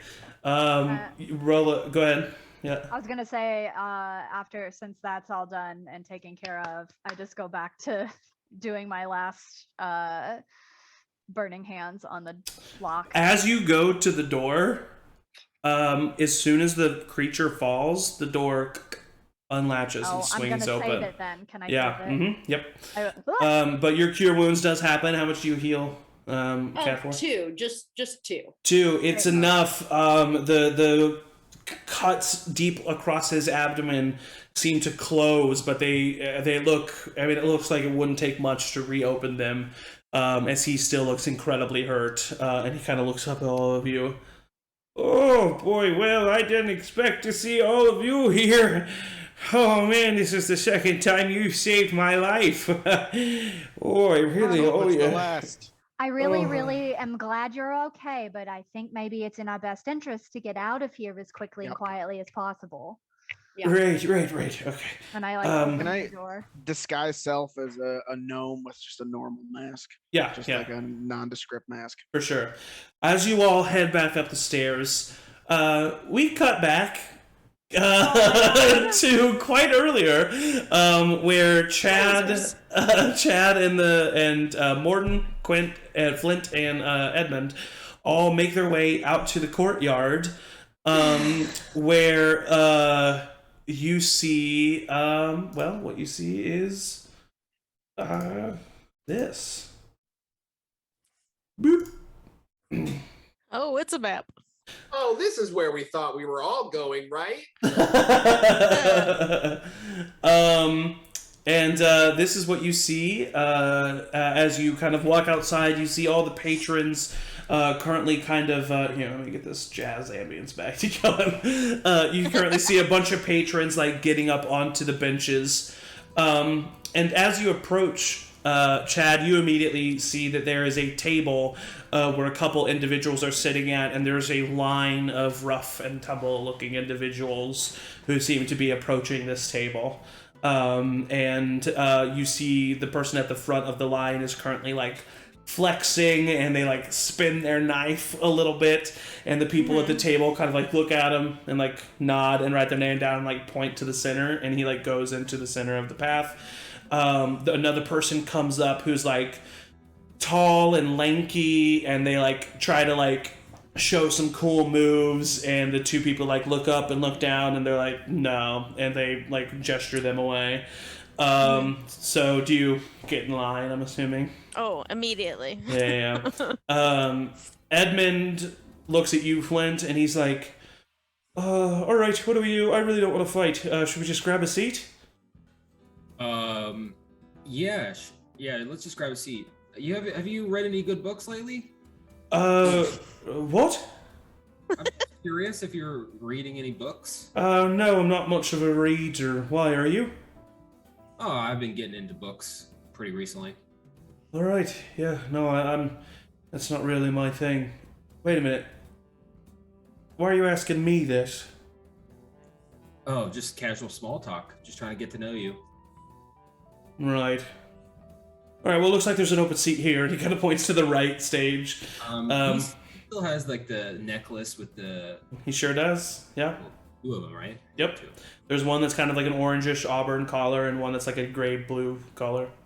I'm gonna not mention that to him, but I'm keeping a close eye on those necklaces just to see how he interacts with it. Like, does he touch it, or does he... Yeah, you definitely, as he is in Edmund's form, you see him quite often reach up and touch the gray-blue urn, and kind of just like it's like fidget spinner type, like the way he just kind of like messes with it pretty often, especially when he's nervous. All right, I'll just sit at the seat with him. Okay. Morton, what are you up to, disguised as a hangman guard? Yeah, how much time has passed since I first did this? What do you mean? First put my hood up and became a guard. Oh, a hangman guard? From walking up that path to walking into the party to being, a max of 15-20 minutes. Oh, fuck yeah. Then I don't sneak off and do this. Yeah. I continue to go, and I look for...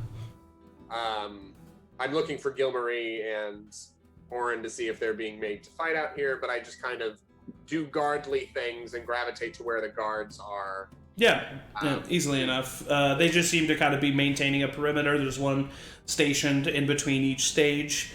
And as the line dwindles, Chad, you approach the front of the table. You see two individuals just in nondescript, kind of like masquerade-looking masks. They both look up at you. The one says, "All right, what's your name, kid?" My name is Chajimi Strongjaw. I'll give him a smile. Ding. All right, keep it in your pants. What can you do? Oh, I can do lots. Mainly, I'm a fighter. I've been traveling in. Everyone in this line's a fighter, kid. What can you do? That's fair. I am really good with my two scimitars and dueling in that regard. Usually one-on-one, but I've been outnumbered quite a times. Show us. Oh, you want? Okay. Come on. Did you not watch every other fucking person in this line? Come on. You're right. My bad.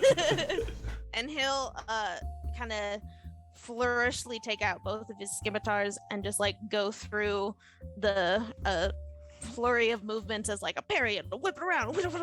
Yeah. I won't even make you roll for it. I mean, Chad is a professional fighter. He knows what he's doing. A lot of the other people that have gone through this line, some of them seem to be up to par with you, maybe, but the rest are not even close. And so they kind of look at you impressed, and it's like, all right, Chad, Strong jaw. Yeah. Strong jaw, right. You are full of yourself. Okay, so, go ahead and enter there, buddy. Good luck to you. Thank you very much. Yeah. I'll sheath both my scimitars. And as you walk away, you hear them kind of like put down their papers and they're like, all right, that's it, people. Sorry, rest of you done. And you seem to be, you join the 7 other people, as there seem to be a group of 8 individuals who are taking part in this tournament. I'll start introducing myself to like all of them. Be like, "Hey, Chad, how's it going? Yeah. Hey, how you doing? The battle downstairs technically only took a matter of seconds. In this amount of time that Chad was kind of standing through the line, and Edmund and Flint were talking about books, and Morton was walking around with his guard duties, the rest of you have now approached the top of these cellar doors. You kind of peek in, the guards are no longer there, and as a matter of fact, the foyer seems to be pretty empty. What do you all do? You're muted. Is the band playing outside? You do hear the band you hear the band and a lot of commotion coming from the backyard. I would go towards the band. So just follow the music. Okay. Looks like May would go with you. Is there any like discarded masks laying on like the path that we go down? No, I would say no. Because I'm thinking of like, we need to find, if Gilmarie and like all these people are going to stay with us, they should probably have masks to like stay incognito. So, or you should get them out of there, one of the two. Yeah. I'm thinking maybe Cad can take them out. Or Cad's almost. I there. want to go with them too. I don't want to. No offense. Yep. My family. Yeah. Second chances. Sure. So I'll look at May and Cuinn and be like, okay, you guys go ahead. I'm gonna get them back home. We'll rendezvous there. I don't think you guys should go back to your house. I think you guys should we'll find get out. like We'll go to tavern. Cad speaks up and he's like, "We should go to my home. It's all right if that's okay with you all. We can stay at my place. It's close to here." Come on, let's go. Well, they wanted to kill you. Maybe we should go to like a neutral site. Yeah, but let's go to a tavern. It's very incognito. All right, we can go to the fake name. The Horned Toad. Meet us at the Horned Toad. Meet us at the Horned Toad. All right. You kind of looks at you, and you looks at you, Rosie, and says, I should stay with you guys, right? I'm gonna leave it up to you. You're a big person now. Absolutely. I want to protect the family. Okay, then let's go. All right. So Cad Cad leads the rest of you kind of like out through the stables. Everybody seems to be really focused on the tournament out back. So there's a couple times you have to like pause and wait for a guard to pass by or something like that. But Gilmarie, Rosie, Cad, and you are able to get out. Those two NPCs that come with you just kind of like book it as soon as you guys are out of the main area. They thank you for everything that you did, but then they're just like, we're out of here. And you start to make your way to the Horned Toad. And the rest of the party makes their way to the courtyard. Cuinn and Maewyn, you see everything that I've described.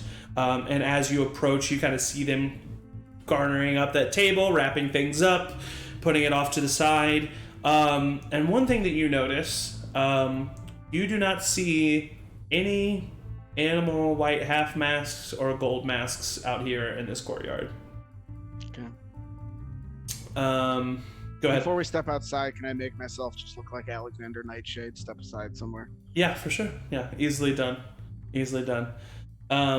And as you all approach this arena, from the center stage, there at the back, Joffrey Maestrick kind of stands up, and he says, "All right, welcome to the tournament of the underdogs!" And everyone kind of like, yeah, woo, claps.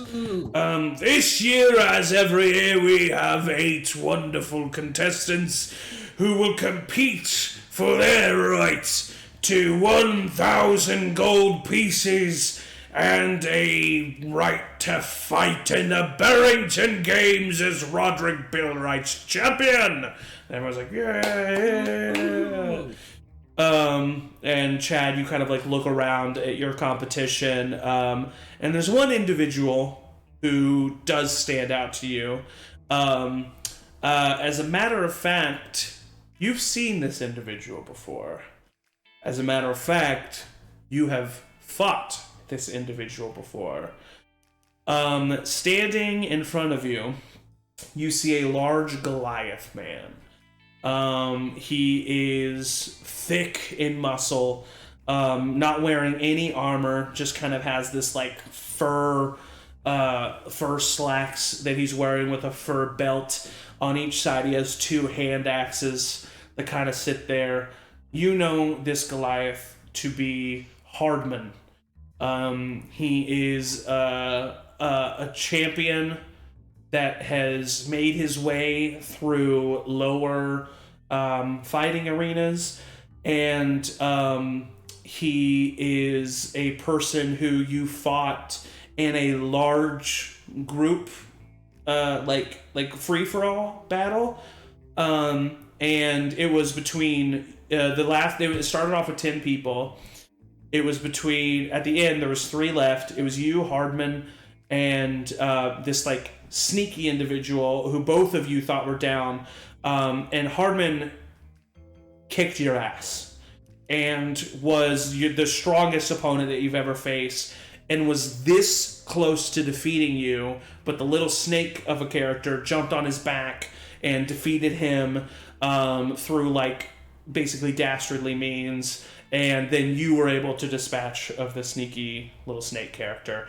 And so your heart rate definitely does increase. And you see across the way Hardman kind of looking towards you, and you see him smile and smirk as he like cracks his knuckles, and Joffrey kind of stands up and he says, "All right, first battle of the Tournament of Underdogs. Hardman versus..." And he turns around and he looks. "Frank!" And this portly, like, human man that is literally wearing, like, an apron and these, like, fingerless gloves walks up, and he's like this, like, he's large dude, even larger than you, but still not as large as Hardman, and he seems like really fit and built, and Hardman's on the other side of the arena, and the rest of the 6 fighters are pushed to the side and asked to wait by the encirclement of bushes, and the 2 fighters kind of meet in the middle. They're standing about 10 feet apart. And they take their the Hardman takes his axes and throws them to the center between the 2 of them. The big guy, Frank, takes out this big club that was like tied to his back and throws it into the ground on the center of them. So they're both 5 feet away from their weapons. As is, you've seen this before. This is not an uncommon way of fighting. It's a way to kind of even the ground right at the very beginning, so that, you know, so that, like, for instance, Hardman doesn't just immediately, like, throw one of his axes or something like that. You have to get to your weapons.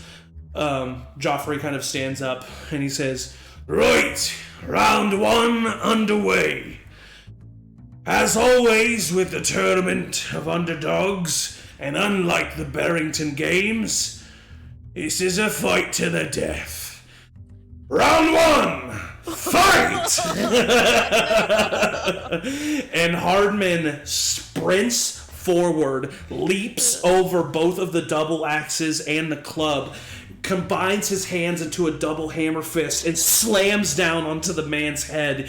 The man just immediately starts to stumble. Hardman reaches out and grabs him by the throat and lifts him in the air. Hardman then grabs his shoulders, and while looking at you, maintaining eye contact, just starts screaming as he pops the head right off the man, throws it to the ground, and points it at you. "You're next, elf blood." And that is where we are going to go ahead and end this week's session. Well, shit. Tank. Camera pans to Chad. Frank was one of my sons. To every person. And that is the end of this week's session, as we will see what happens in the aftermath of this next time. I think next week we are... Where's my schedule thing? What's going on next week? Or do we have a session next week? It's a one-shot. Oh yeah, next week's a one-shot. We're all together the week after that. And then we're all together the week after that. So in 2 weeks' time, we'll have the closure of whatever this is about to be. But next week, we will have a one-shot. So stay tuned for that. Asked about the rules. And thank you so much for joining us. This has been a great session. As always, thank you to the best players a DM can have. And everybody say bye. Bye. Bye.